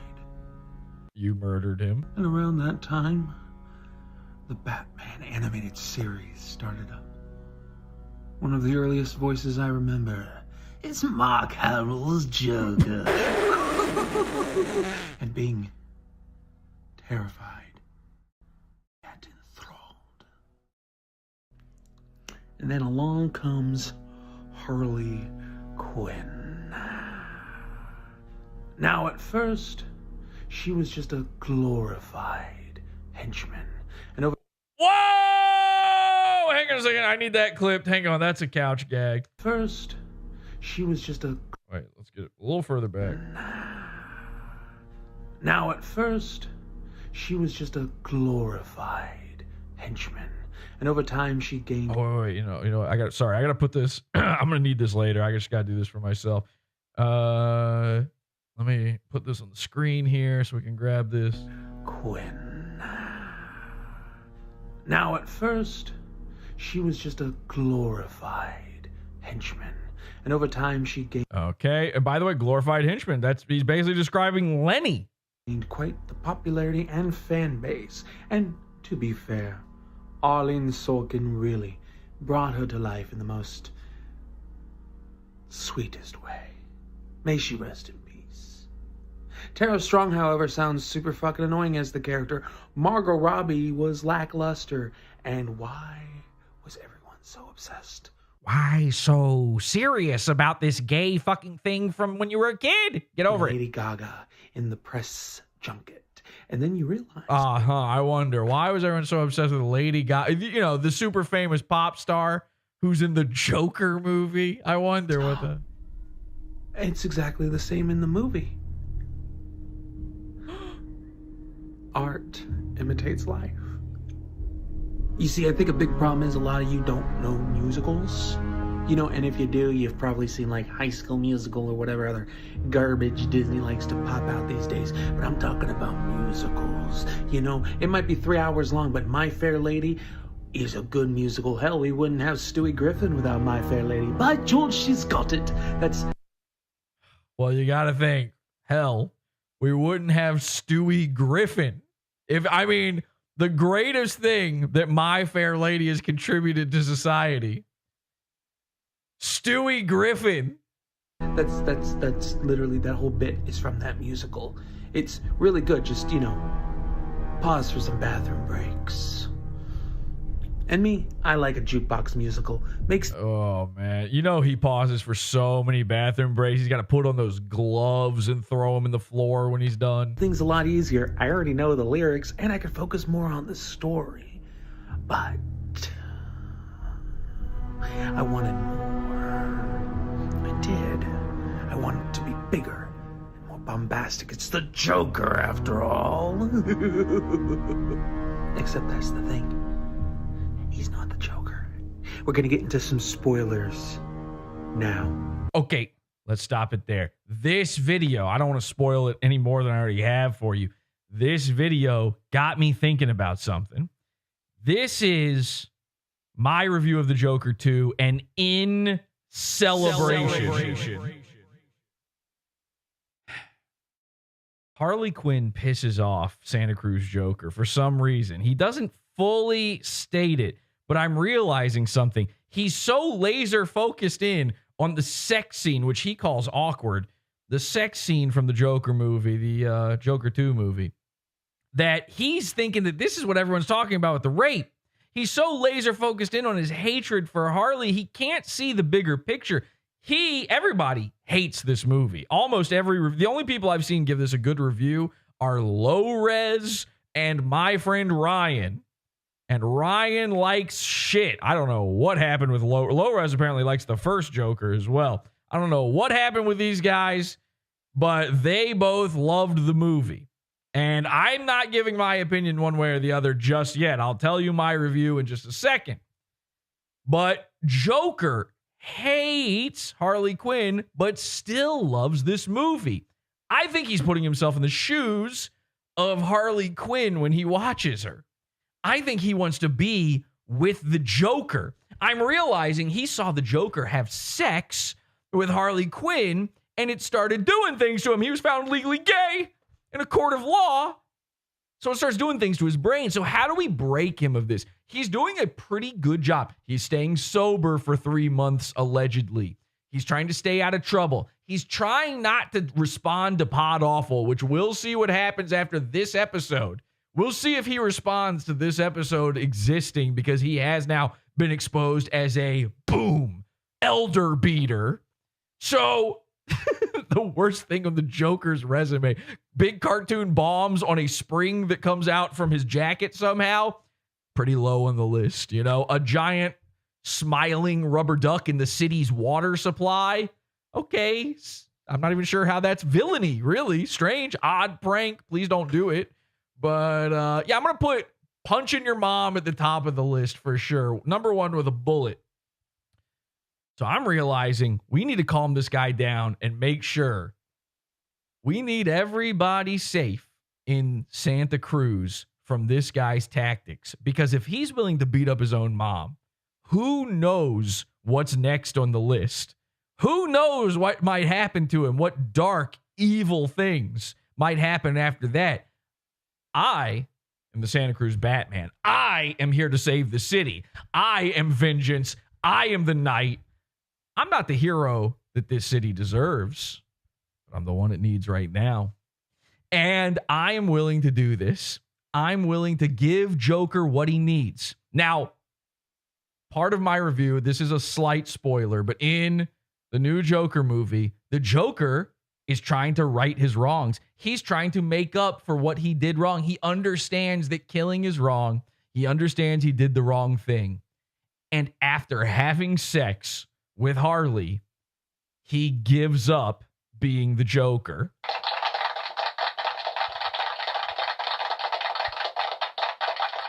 Literally, pussy cured a nigga, but something else did happen between those two things. He also got raped by a pack of cops. So it might have been Bussy that cured him. I'm not sure. Either way, I think I have the solution. This whole time, I've been saying to myself, you know what Joker needs? He needs his own Harley Quinn. But that's silly. He doesn't like Harley Quinn. He doesn't want to be with Harley Quinn. He needs his own Joker. And I've got just the Joker for him. Ladies and gentlemen, if you don't know her, you're going to very soon. You're going to love her. This is Miss J Joker fan. And much like Santa Cruz Joker, she's obsessed with Mark Hamill Joker. Hey, what's up, everyone? It's me, Miss J Joker fan. Or, as people sometimes call me, the Joker Queen. Now, I haven't been doing very many Joker videos lately because, I don't know, maybe lack of confidence, maybe I've been very busy. And either way, I'm going to do a new Joker impression video for you guys right now. So this is good. Miss J Joker fan needs a little pick-me-up. Isn't feeling too hot about being a Joker anymore. Santa Cruz Joker needs to right his wrongs. She's ready to stop being a Joker herself. Let's get into it. All right, she's working on her instrument. Me.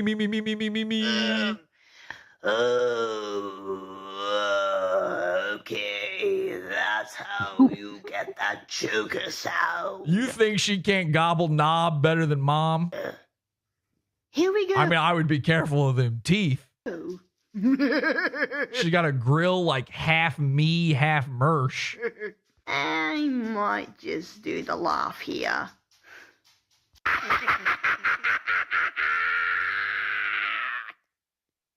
Jesus. By the way, Miss J Joker fan is an autistic female Joker fan from Australia. I know you were confused there for a second. When I said autistic, you already thought in your head I was saying Australian. They are very similar things. They sound the same. They are the same. I am being a little bit repetitive. She's completely obsessed with the Joker. It's her whole life, but she has been feeling down in the dumps. She doesn't get as many likes as she used to on her Joker videos. Oh. You're too late, Batman. Oh. Oh. Well, that was fun. Who's for Chinese? Okay, so I don't even know what the end of that means, but this is the perfect woman for Santa Cruz Joker. Now let's go to her. Okay, yeah. You know what they all say, but dying is easy. Poverty is hard.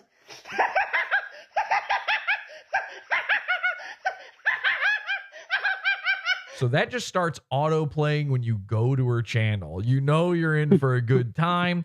Let me just check her videos here. Well, you know what? We'll come back to that. She does, by the way, do the dress up as well. We got some shorts. Let's take a look.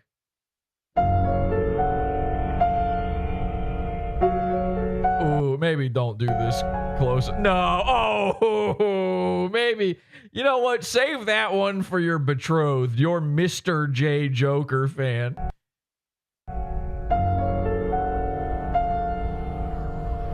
Wow. Look at this hottie, huh? How could Harlan ever say no to this? This isn't a daddy's little monster. This is the real deal. This is a female Joker, which is, of course, what Harley Quinn was always attempting to be. A sad, pathetic, one of these female carbon copies. All right, let's see. Here, we got a few good ones in here. Just of my daily Joker laugh practice. She does daily Joker laugh practicing. So she's a professional. Which of these Joker laughs do you think is best? Why so serious? She does the Heath Ledger Joker. Pushing myself to do a better Joker laugh. Oh, I feel like no one cares anymore. Let's watch this one.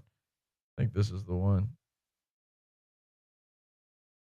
And it's not just my Joker videos that no one really likes. I just posted a bloody impression, an audio clip from one of my own videos of me doing an impression of Perry the Platypus, and also just to see how good the impression is.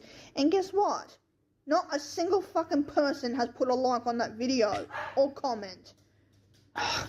Oh my God, she's turning into a dog. There's barking. I just feel like no one cares about my channel. I kind of wish I never fucking made it in the first place. And that's how Santa Cruz Joker's feeling right now, too. What happened? People used to love my content, and now they don't give a shit. Was it because I bloody posted AI stuff? I got rid of that AI stuff. I just don't know what to do, guys. And okay, so I'm feeling pretty bad for Miss J Joker fan. Now, in order for us to try to hook her up with Harlan, we're going to have to get her on the right track. We're going to have to get her back into the groove and wanting to keep making these Joker laugh videos. So I'm posting a link to her video right there, and go click through to her whole channel. Everyone go hit like, which I'm doing right now, and go hit subscribe on, by the way, her channel is for some reason called Megs24 the Joker Queen, but she refers to herself as Miss J Joker fan. And here's a little something. You thought you'd never see it. Not only do we have a female Joker, not only do we have like the female equivalent to the Santa Cruz Joker, we've got the female equivalent to the I'm the Joker baby guy. She did a live performance as the Joker. Finally, we have something to top I'm the Joker baby. Check it out. Greetings, everyone. This is me, the Joker. I have a very special show for you tonight. So, all of you in the row, you, and especially you, bats who I can't see, you better all be smiling, or I'm gonna come down there and I'm gonna cut them all on your faces. I'm not joking. Have fun. By the way, at that point, you're allowed to exit the retardatorium, okay? You don't have to stick around. That might be true. When she goes back behind that curtain, she might have some sort of I don't know, razor-edged boomerang, some sort of like a blade-style Triskelion that she's able to throw and catch, and it doesn't hurt her hand, but it instantly cuts through vampires. Something like that. You have to be on the lookout. Okay, so there's one more thing I want to show you, though, with the Joker Queen herself. And this might get in the way. She said she stopped posting the AI stuff, but that's not entirely true. She has one little obsession. There is something she's into. There's something she's into that might get in the way of a relationship with Harley. I don't know. Maybe he's into this sort of thing. I don't know how he feels about pets or animals in general. Has he ever had a dog? Because she's really into women being forced against their will to turn into dogs.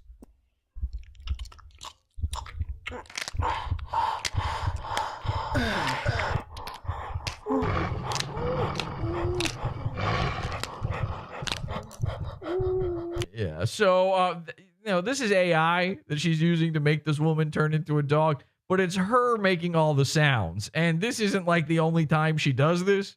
She does it a lot. It is her only seeming sexual side. Again, I think a lot of what appeals to people about the Joker is that he's an incel. That's what makes him a literally me character. They don't really like him being sexual. And the only hint of sexuality in Miss J Joker fan's life is her thought of being forced to turn into a dog.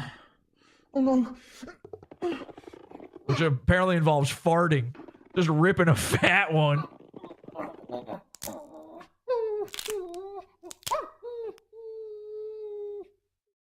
Okay, yeah, well, good girl.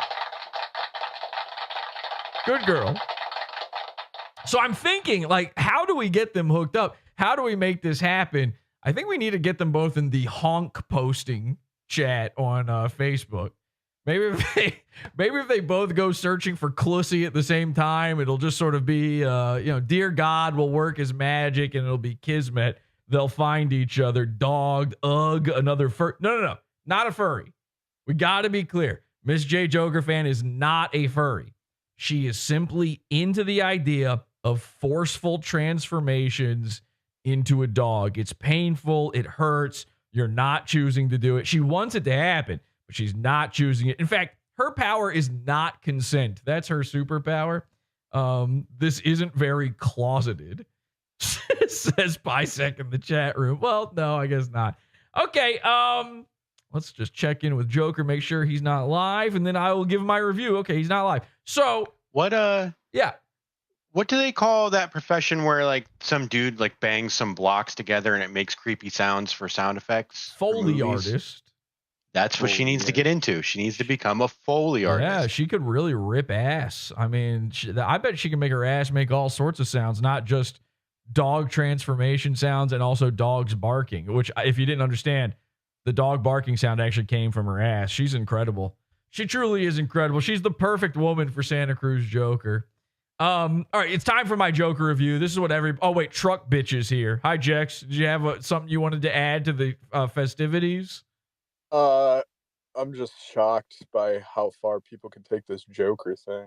Well, listen, the Earth's Jokers, that's a crazy thing to say while watching Podawful, but the Earth's Jokers are a long and studied phenomenon. We have an entire series on the Pizza Fund called Clown Syndrome, where we study people turning into Jokers. This is a historied thing. I mean, Santa Cruz Joker is just the guy we've talked about the most. He's not the first Joker that I ever covered. He's not even necessarily the most interesting. I think the Winchester Joker is probably my favorite, the guy with the tattooed face.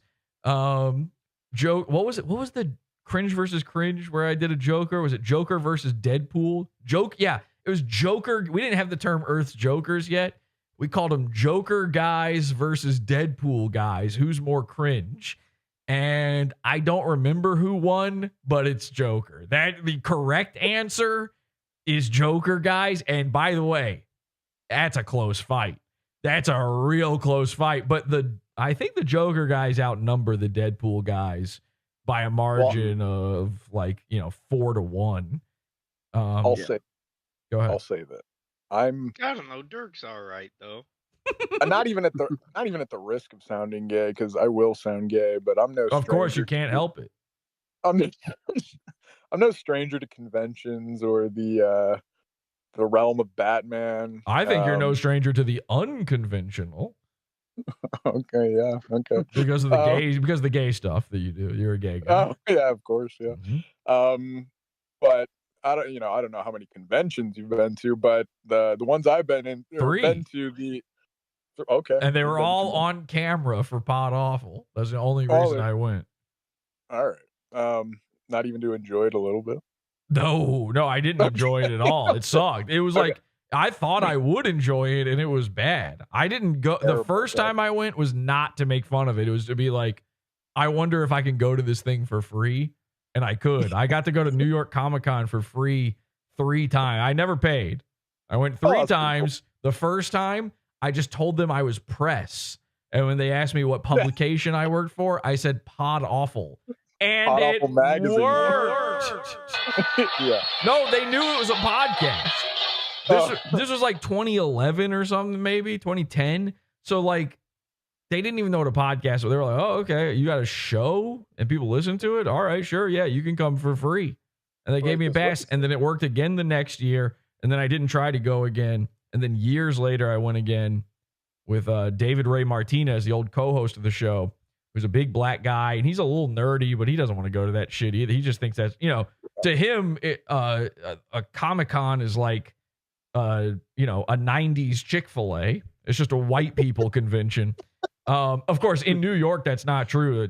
Comic-Con in New York, it's just DBZ black guys. Like you're stepping over the DBZ zone. You're going into the DBZ line for black people. And was it the first year I went? One of the years I went, they also had Anime Con there. But this is hard to believe. Like in 2010 or whenever this was, people weren't into anime yet. And I know that sounds retarded. Of course they were. But Comic-Con was gigantic, and Anime Con, which took place in the same building, which you had access to simply by having the Comic-Con badge. It took place in a basement room inside the Javits Center that was like tiny and cramped. And even though it was tiny, it still was sparsely populated. And it was just the filth of Comic-Con, all dressed up with furry ears and tails. One guy dressed up as, Perfect Cell or whoever. And then it stank. I mean, Comic-Con stinks because it's a bunch of sweaty, piss-covered nerds. This room just smells like you are inside of a toilet. You are in a porta potty. For a second, I thought like, oh, this must be where the bathrooms are. I actually was looking to take a piss, and I found Anime Con. That's how I got there. And it smelled like they needed. You know what they needed to do? They needed to just throw a bunch of those urinal cakes into the room. These guys fucking stank, man. And there's just nobody there. Disgusting. And by the way, there was nothing there it's just the room. And they go, "We are Anime Con." There's no booths. There's nobody there who's from an anime. It's insane. But anyway, when I went with David Ray Martinez, we went with no passes, no way to get in. And we just went there to make fun of it. And we did a video where we forced people who were going into Comic-Con to let us make them a cosplay costume. But everything we brought there for them to wear was just trash from David's trash can. So he was like throwing a bunch of old shit away, and he had thrown it into his garbage can. And I was like, no, bring that. And so it was like some of the stuff was like toys and stuff, like old toys from his kids. So it looked like it might just be regular stuff. But a lot of it was like, Reynolds wrap or old tinfoil that still had a little stuck piece of lasagna on it or whatever. And we were wrapping this shit around. They were letting us do it.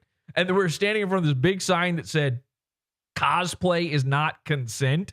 But we're sitting there just touching these women's bodies, putting trash on them. And sometimes, like at a certain point during some of them, the people would be like, "This stuff smells like Anime Con. What the fuck?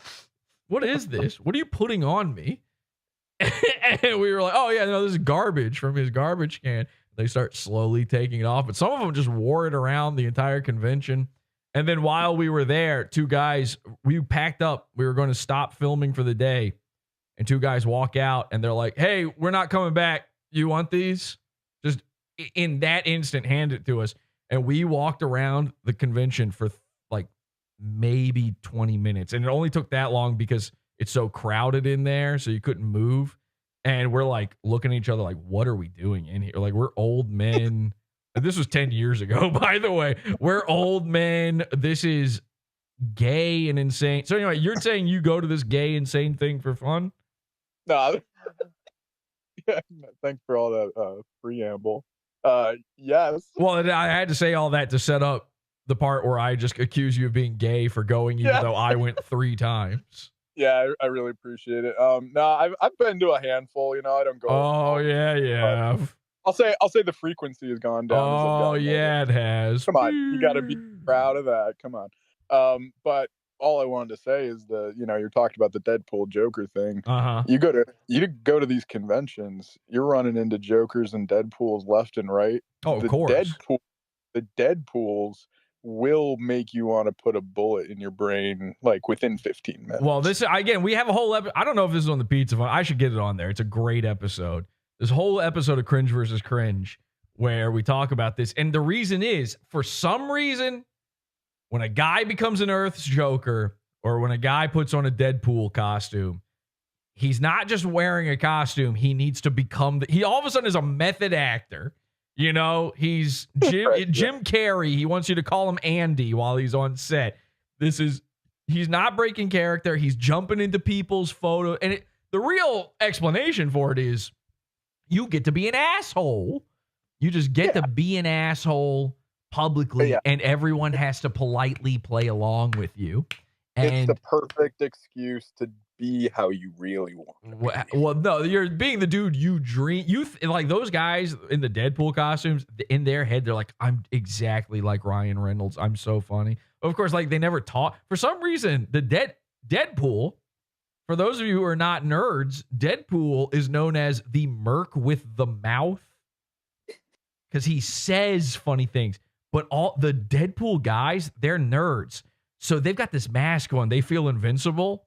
But all of a sudden they become mimes. Everything they do that's quote unquote funny is just moving around and being silly, but they don't talk at all. They don't say anything funny because they can't say anything funny. Meanwhile, this is the polar opposite. This is exactly what makes a guy either you flip a coin, you're either a Deadpool guy or a Joker guy.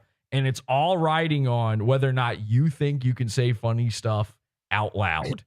And if you can't, you're a Deadpool guy. Okay? The second you realize that there's no chance you're going to pull off saying a cool line or a funny line, you're now Deadpool. The Joker guys, though, they think they can do it. It's false confidence. Just like with Miss J Joker fan there, listen to the things they say whenever they play the character, the joke. They don't know what they're saying. They're like not planning this stuff. They haven't thought about it. It makes no sense. I'm about to put a bomb in your pants. And it's like, what? And then you can hear them like work. You can hear the gear grind inside their green paint as they try to think of these silly. And here is what they're thinking. They're going, what did the Joker on the Batman, the animated series, do? He made fish smile. I'm going to make a fish smile. And you're like, huh? What?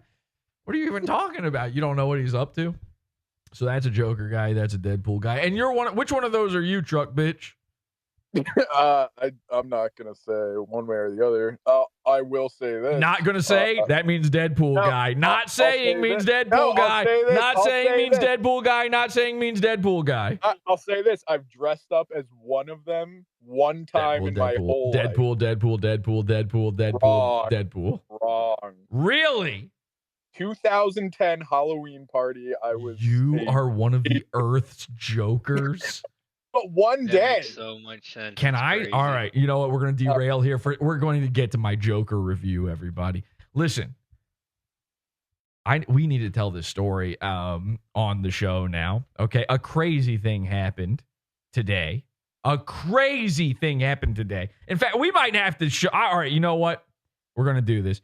Jex, I need you to tell everybody about the scam you fell for, the crypto scam that you fell for.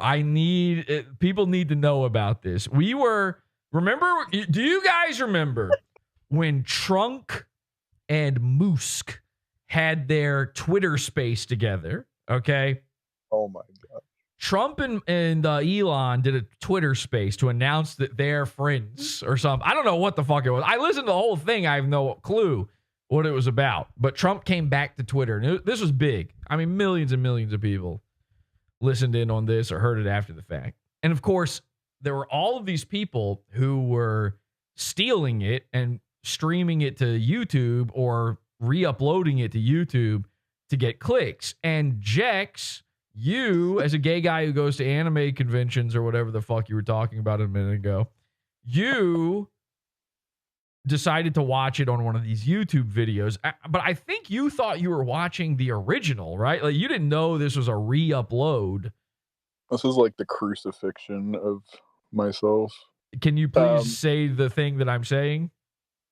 Yeah, it was I think it was just a live stream because I was looking for a live stream of something having to do with Musk. I forget what was going on, but I was, in my defense, driving, glancing at the phone like once every 10, 15 seconds.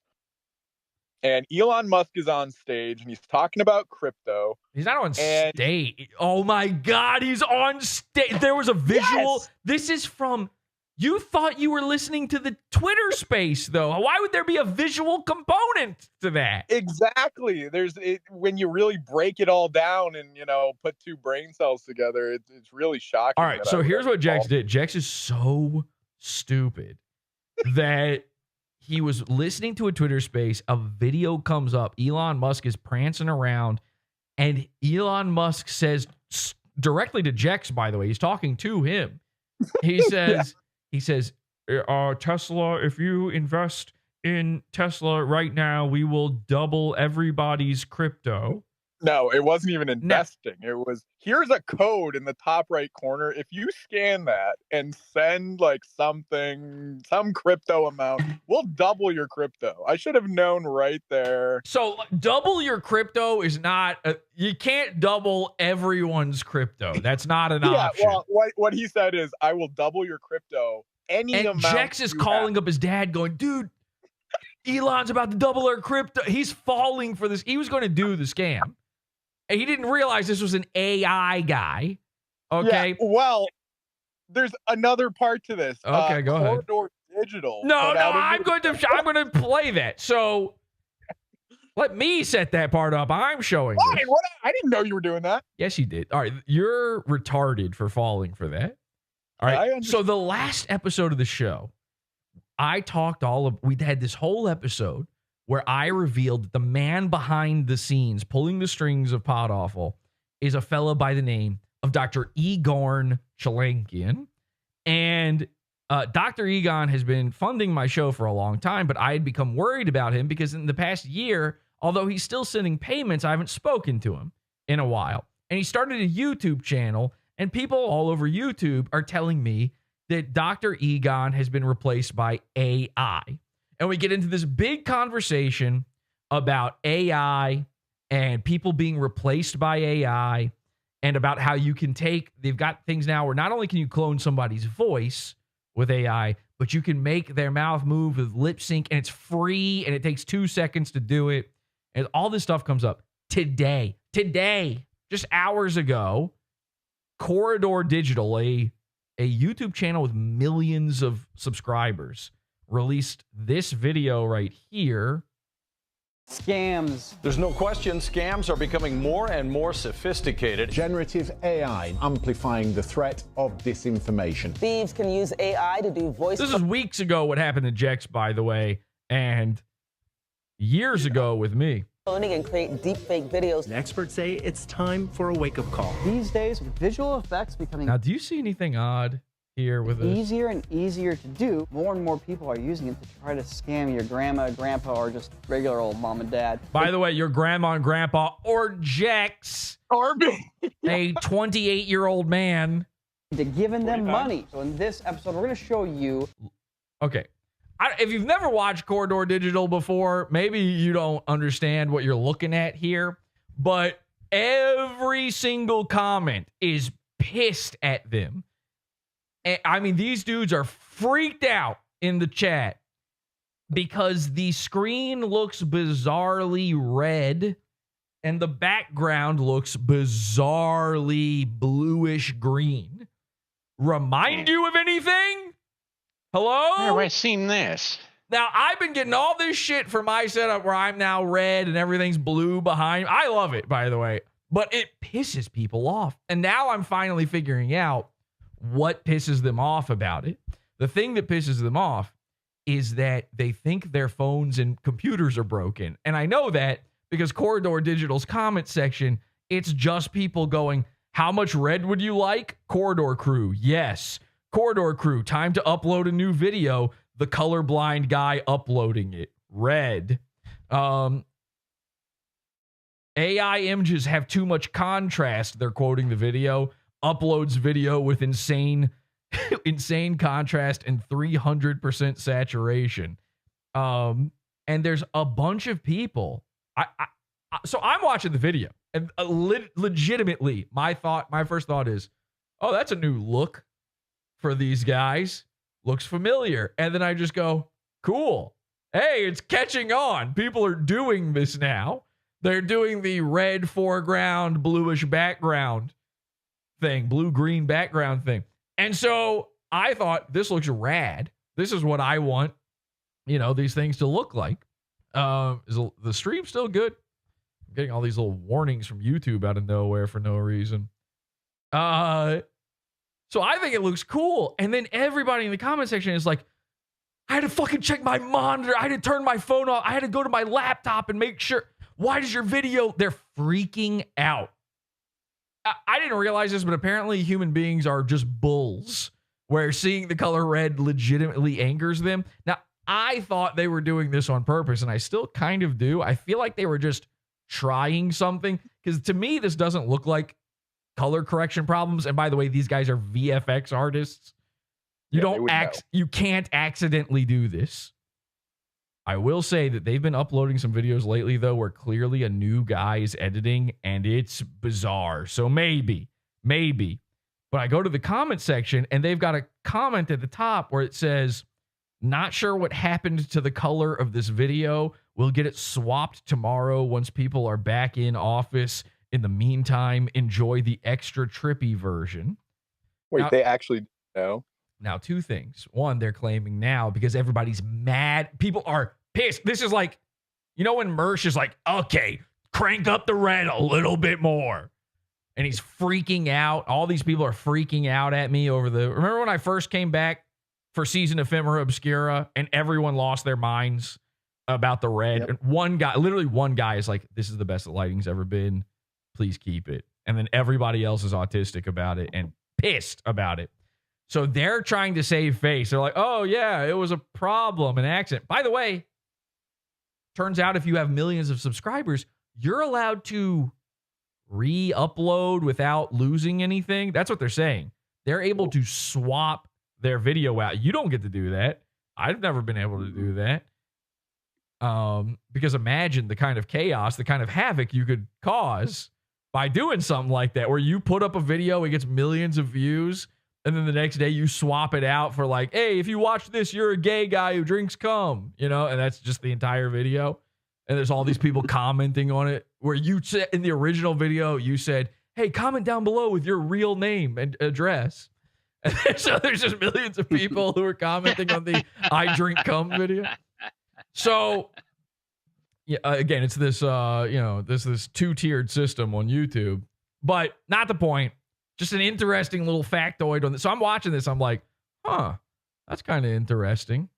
And then let's see if I can find it. I was not planning to go over this, but all right. So they start talking about AI and how people are being replaced with AI. I think we were talking about on Wednesday. That have been on TV since became color. We're just people editing stuff together. This is, by the way, dark future. This is dark future stuff we're But covering. I saw a scam featuring Elon Musk on YouTube that was the best fake Elon Musk I've ever seen. And in fact, these live streams, there's probably one going on right now. They go and they buy a YouTube channel with a lot of subscribers. They change the name to Tesla, and they start a crypto scam where they basically ask you to send them crypto, and they say that they'll send you back double what you send them, which is... Oops! Uh-oh! Did you notice that? Oh, you messed up again. There's some more. No, not that, Urquid. They messed up with their graphics one other time. You see how they blurred out the what do we hate, by the way? Another Podawful thing. We hate QR codes, don't we, folks? So they blurred out the QR code here so that you don't scan the scam. Because Jex is sitting there right now he's grabbing his phone out of his pocket so fast, his pants just ripped off so that he can scan this thing and send it to his dad. They blurred it out. What you send them, which is... Wait, no. Go back. They blurred out the QR code. Come on. But look at this. Look. You only see it for 1 second. Oh, okay, Jex. Gotcha, bitch. They forgot to blur it out the whole time. They went one. They were in DaVinci Resolve and they didn't move that playhead one fucking pixel. They missed it. All right, so go ahead and get your scam money. Yeah. BS. But take a look at this. Look at this. Imagine sending just 1 Bitcoin and receiving 2 in return. So I feel like this one could trick a lot of people. This is the video. This is the exact thing that Truck Bitch fell for. The site I wasn't even looking at it. You're the one who said there he was on stage. How did you know that? I looked at it like 1 second. Come on. This is a secure SpaceX protected space. SpaceX protected space. To me, this looks like it's an actual real presentation and it's an altered performance of it. Yeah, you can kind of see some artifacting around his mouth when he moves his head to the right. So they go. Oh yeah, things you can't see when you're driving. Okay, but hang on. So they go into depth about again, we were just talking about this, the lip syncing technology, all this kind of stuff. Watch this.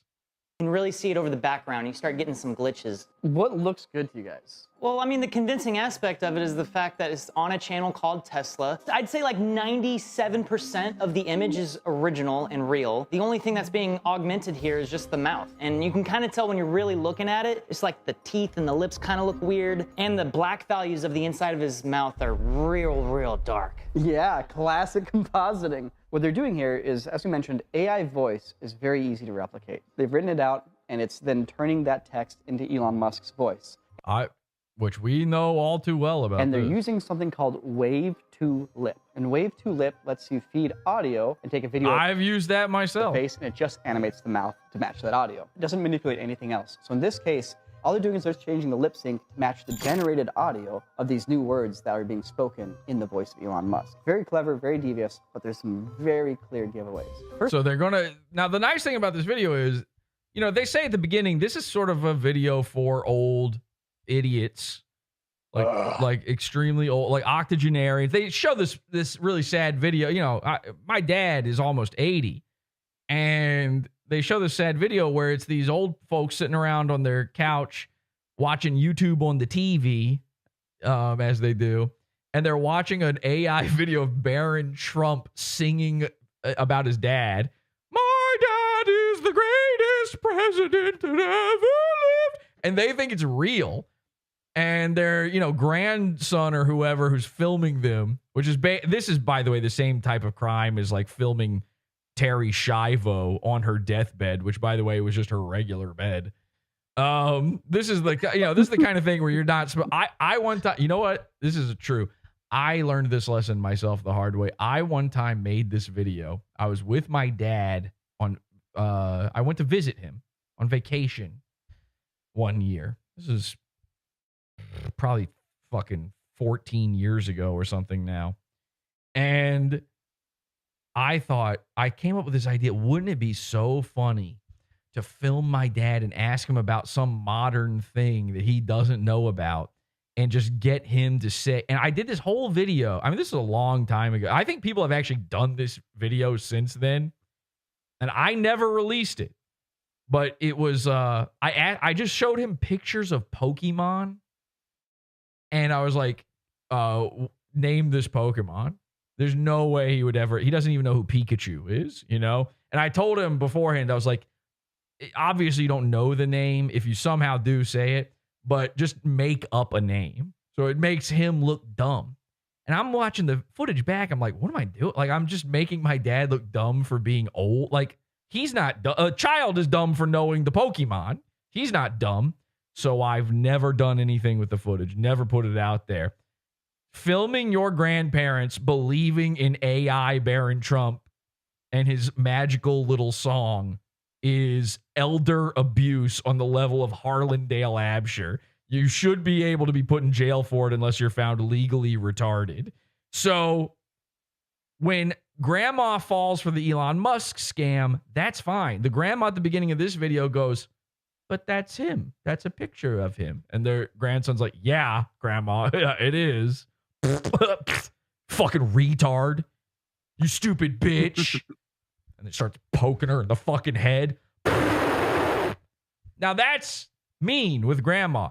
But with Jex, you should be found legally retarded for this. I mean, look at this thing. So they're giving tips on how to avoid this for, you know, the pitfalls for old people, basically. Let's take a listen to the tips. This one that you mentioned, Ren, is the black levels. This is a classic VFX thing. When everybody's compositing...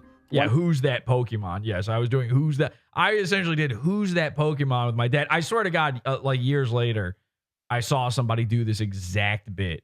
They just took their old ass granny or whoever and made her come up with names for Porygon. An image element into another image element. If your camera in real life can't capture below a certain level of like black value in your image, like something isn't darker than a certain point, to then have an element in your visual effects bit be darker than that immediately gives it away. The black levels in his mouth are like lower than the black levels on his black jacket. The other thing that's a really big giveaway is anytime you're manipulating footage that already exists, you have to deal with when things no longer overlap and they should have overlapped. In other words, if my head is here, but then I've deep faked myself to have my head turned over here, well, there's a bit of the background here that's now being exposed, a hole in your footage, and that needs to be filled in. Look at those little edges of the background, something getting blurry and futzy and jumping around, and that's because it's being synthesized. So this is all great info, great tips, and yes, Jex, there's no way you would have noticed. You wouldn't have noticed this even if you were paying attention. It's so small in your phone screen. But of course, you're driving. I don't listen. You're right. There's no way you would have noticed that. So let's just listen to their tips.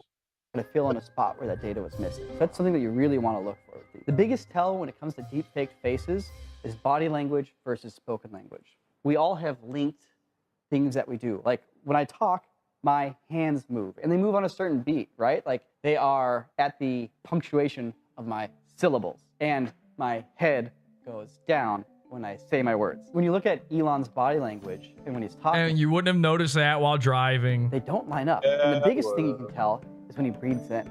Because if you're adding fake audio, you can't talk when you're breathing in. That's a good one. We can see his chest. Yes, I fucking can. I can fucking when I'm singing and I better fucking stop it. Plot things like head motion versus words. Sometimes when people smile, they tilt their head back, for example. Some other people, when they smile, will tilt their head down. And you can very clearly see those coordinated Joker moments face. happen. So if you want to tell if somebody is faking what they're saying, if you want to tell if the footage is manipulated, look at the body language. Look at the breathing. Look at the hand gestures. All things that old people ain't even going to catch that, and they're not driving trucks. Head gestures. The Adam's apple moves with me when I talk in real life, but a deepfake is only replacing here. It doesn't replace your Adam's apple. These are all really great ways to figure out whether what you're watching is real or fake. But for me, while I watch this, I still can't get out of my head. Like, if you're already not in the mindset that you're about to be tricked, or you're not suspicious or critical or cautious for that matter, it's like none of this stuff works. Like, you can't debunk this if you're not in the mindset that you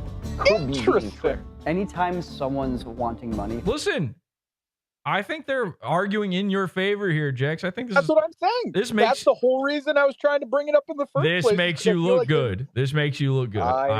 I'm sorry. Let's just watch it. You online or even in real life, those flags should go up. You should immediately put your guard up for every situation. So in this case, I thought it'd be fun to try to recreate this. Hi, the real Nico here, telling you to drink motor oil. Don't listen to that AI scam. You want to put I have sponsor block and it's still playing it. Now let me skip it. Here we go. Ability to do these. Good. All right, back to the AI psyops. The ability to do these things is getting easier and easier, and the quality of these things are getting better and better. In fact, Meta just announced a bunch of stuff yesterday, and as part of their presentation, a friend of mine actually got up on stage with Zuckerberg. The main thing I want people to take away from my book is the idea that you have the power to create your own opportunities. Now anyone can make their own AI-generated avatar to talk on your behalf. Why? I know. Don't question the why. I don't get it either, but it's a thing that they've been wanting to do.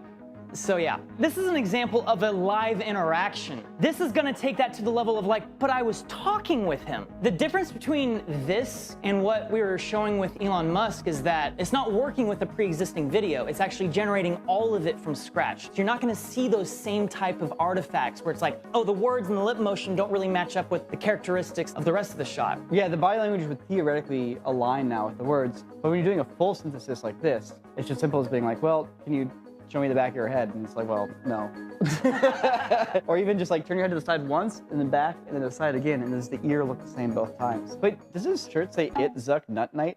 Why do people wear dumb stuff like that? Like come on. Like, Zuckerberg has embraced the Zuck by the way. We used to say Zuck is like a slur against his people. His people. Tech companies. He branded himself. After the congressional hearing where he looked like a lizard, he needs to look cooler now. I know, but like I hate how modern fashion is just like poorly cut shirts. This is kind of state of the art in terms of like AI avatar stuff right now, but like the lip motion is so much better than anything I've seen from something that's generated, and yet it's still not 100%. There's still a little bit of uncanny valleyness there. I almost feel like that's a 3D model with like a... Okay, now I'm only continuing to play this because I was waiting for one specific thing here. Let's see. Recreating celebrities or like faking endorsements to sell real products. But right now on the internet, thousands, millions, potential. Okay, well, I can't find it, and I don't want to sit here and watch the entire video. But basically, all those times where I was like, well, this is making you sound good, Jex. This is actually in your favor. This is fixing it for you. At some point in this video, they go, I think the real tell is that he says that he will double your money. I know. No. So you're still a retard. And also, so even old people are a retard for believing that one, you know? Like, it doesn't even help grandma. As long as he's saying your crypto will double it. And by the way, not just you, everyone, the millions of people listening. Yes, we're just going to invent new money instantly, which I guess is what crypto is, kind of. Interesting thing about AI. Any amount. Who am I more or less true. Yeah, any amount, no limits. Sky's the limit, baby. Call up daddy. Let him know. Across the board. And you had to call up your dad. And then I told you it was fake. This is the most embarrassing part. We were in Discord, and I had to tell him it's fake. He didn't get it. And then he had to call. I heard him call his dad and be like, Dad, yeah, that thing I told you about the crypto. Yep, it wasn't. Yeah, cancel it. Cancel it. My grandson Jesse had to tell me because these images come from noise initially. All right, but then this video gets even crazier. Okay, just assume that what I just said happens at some point in this video. It does. Now let's watch this. Look at this. This is nuts. So again, on Wednesday, I revealed the man pulling the strings behind Podawful, Dr. Egon Chalakian. Why is this fucking up now? My name is Egon Chalakian. Oh, there we go. The impetus for my address today is the release of the highly... I'm not playing the video I played for you on Wednesday. This is still the Corridor Digital video. ...impactful documentary film, The Impact. It's kind of like a doomsday cult / not. Basically, the message is we're destroying the planet and everything's gonna go to heck. And so they're gonna make 3.5-hour long documentaries That's every bullshit. week. I watched that whole video. That is not the message. Hey, listen, if he thinks it's a doomsday cult, it is. Join the doomsday cult. Podawful.com/cult. We'll be right back with my review of the new Joker movie.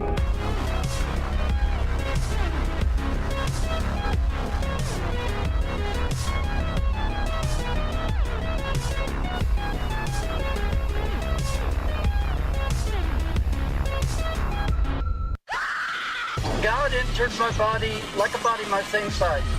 I knew all of God's secrets. Would you now like to know what God thinks? One apple is our God now.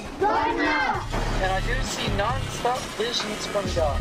Do you want to get an answer on what God thinks from somebody that doesn't have God, or do you want an answer from somebody that does have God? Click on the link.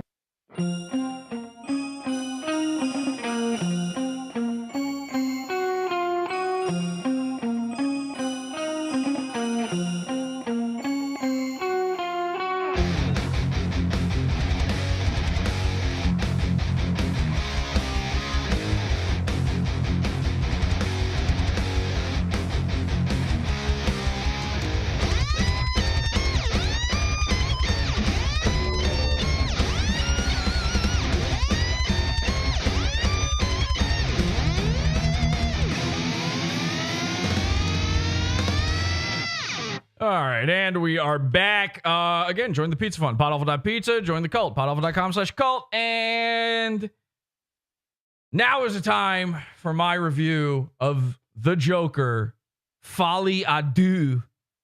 And I think the best way to probably get into this is, you review a movie, you show the trailer at the very beginning of it. So, ladies and gentlemen, here's the official trailer. Gotham City is nothing but neon biker gangs, leather freaks, and cross-dressers. Is that what you want? Come home! No, I won't, Mom. I'm gonna be a comedian. When I look back on my life, before going jokeman to harlequin, so to speak, I wasn't even sure I existed. It's like blurry, cracked mosaic of all these gender revelations. You mean she's a he? I'm trans. Well, I'm sorry. Well, I'm not sorry. I was fairly certain I was in love, and I was so afraid of that feeling going away. Ah, but you should be afraid. I just want my happy little boy back. I just don't feel like a boy. You're not. Boy, I've developed an experimental treatment. You'll be Mama's happy little boy. Also comes in rainbow for pride. It was for Joker. Someday a clown would rise. Sounds pretentious. It is. Whatever you say, Mr. J. Hunka hunka. Now you must journey inside yourself. I'm not a hero, and I'm not a villain either. So who are you? I'm a woman in my baby. Wow, there you go, guys. Joker 2. I thought clowns were supposed to be funny. Folie à Deux. So here's my review. Now, I gotta be honest, I didn't know that it was going to be so trans heavy, the entire movie, when I went to go see it. I mean, I understood, again, it got leaked about the rape, so I assumed there was probably a little bit of trans stuff. And obviously, I've now learned that being a Joker is being trans. That's kind of how it works.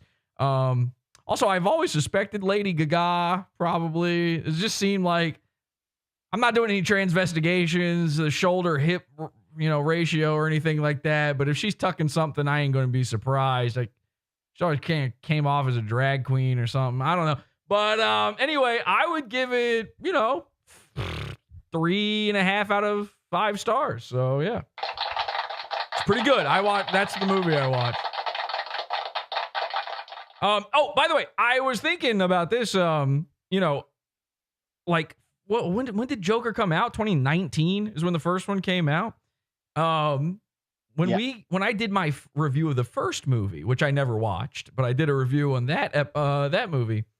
Not long after that, maybe just a couple months after that, we covered that guy, the Winchester Joker, who had the tattoos on his face.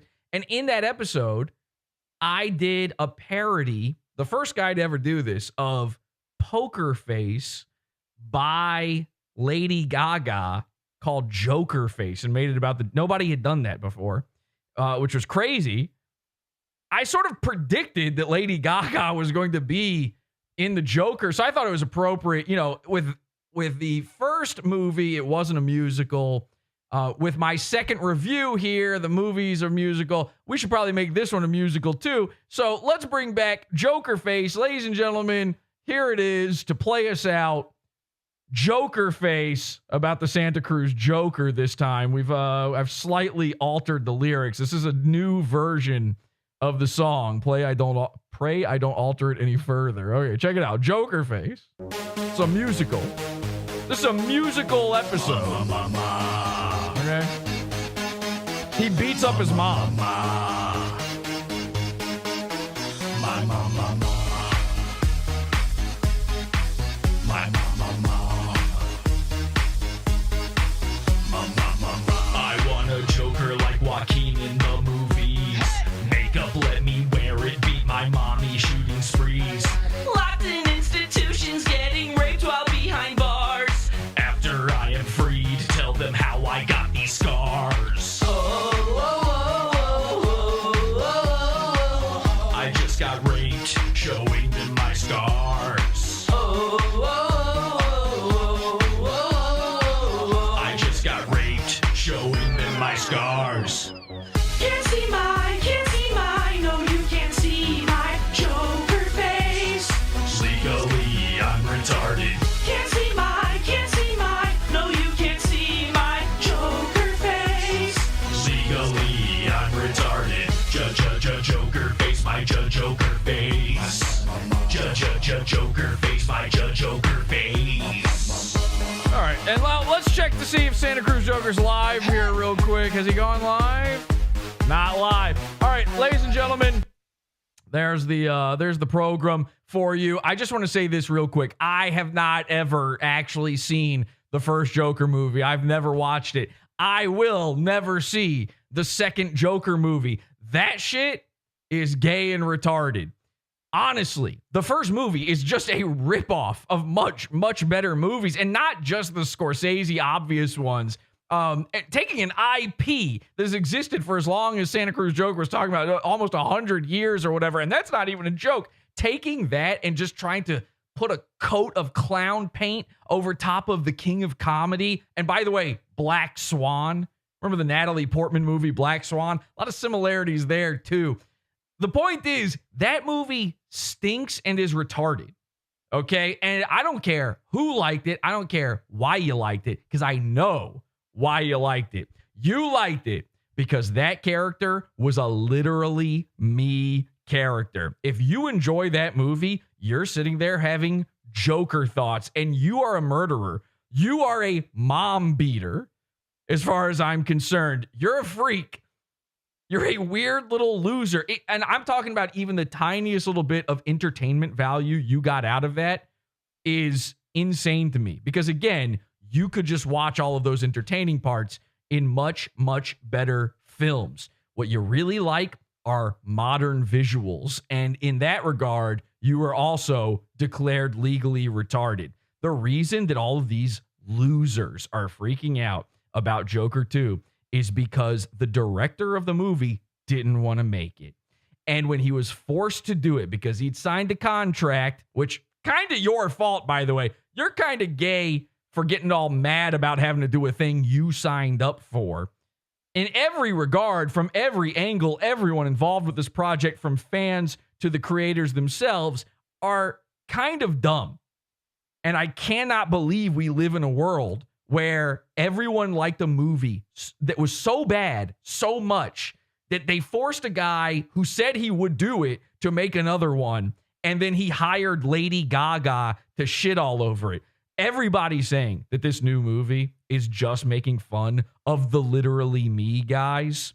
Everyone's saying that the reason they made it a musical and then hid the fact that it's musical is to make fun of the literally me guys. Everyone's saying that they raped the character Joker to make fun of the literally me guys. And so the literally me guys are mad that the Joker got raped because they literally got raped in their own minds. You're mentally the raped. You are part of the Earth's raped. And honestly, that detail, the part where it's making fun of Joker fans, the part where it is castigating and chastising the people who supported the Joker to a degree that they thought the Joker was the hero, that he was the right guy, makes me kind of want to see Joker 2, but I'll never do it because I am not a literal shit-eating retard. Here's the thing. You like Joker and you wanted to see a nice big sequel where it's even bigger and even better. And oh my gosh, the Joker, he's now fighting Batman and all this stuff. Well, guess what? When you ask for that, you know what you get? You get what you fucking deserve. You're an idiot. Till next time, have an awful day. Bye.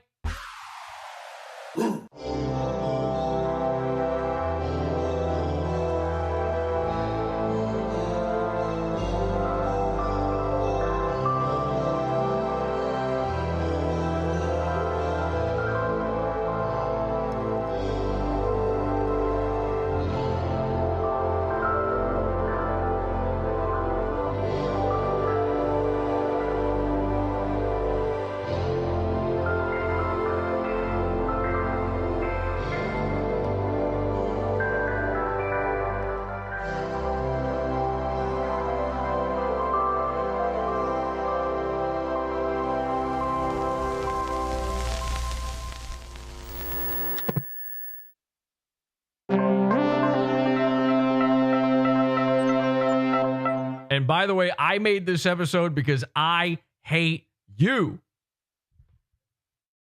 Get raped, Joker hater. I live in a hellhole, surrounded by idiots. Oh, by the way, every time I said raped on YouTube, what I meant was retarded. So now it's okay.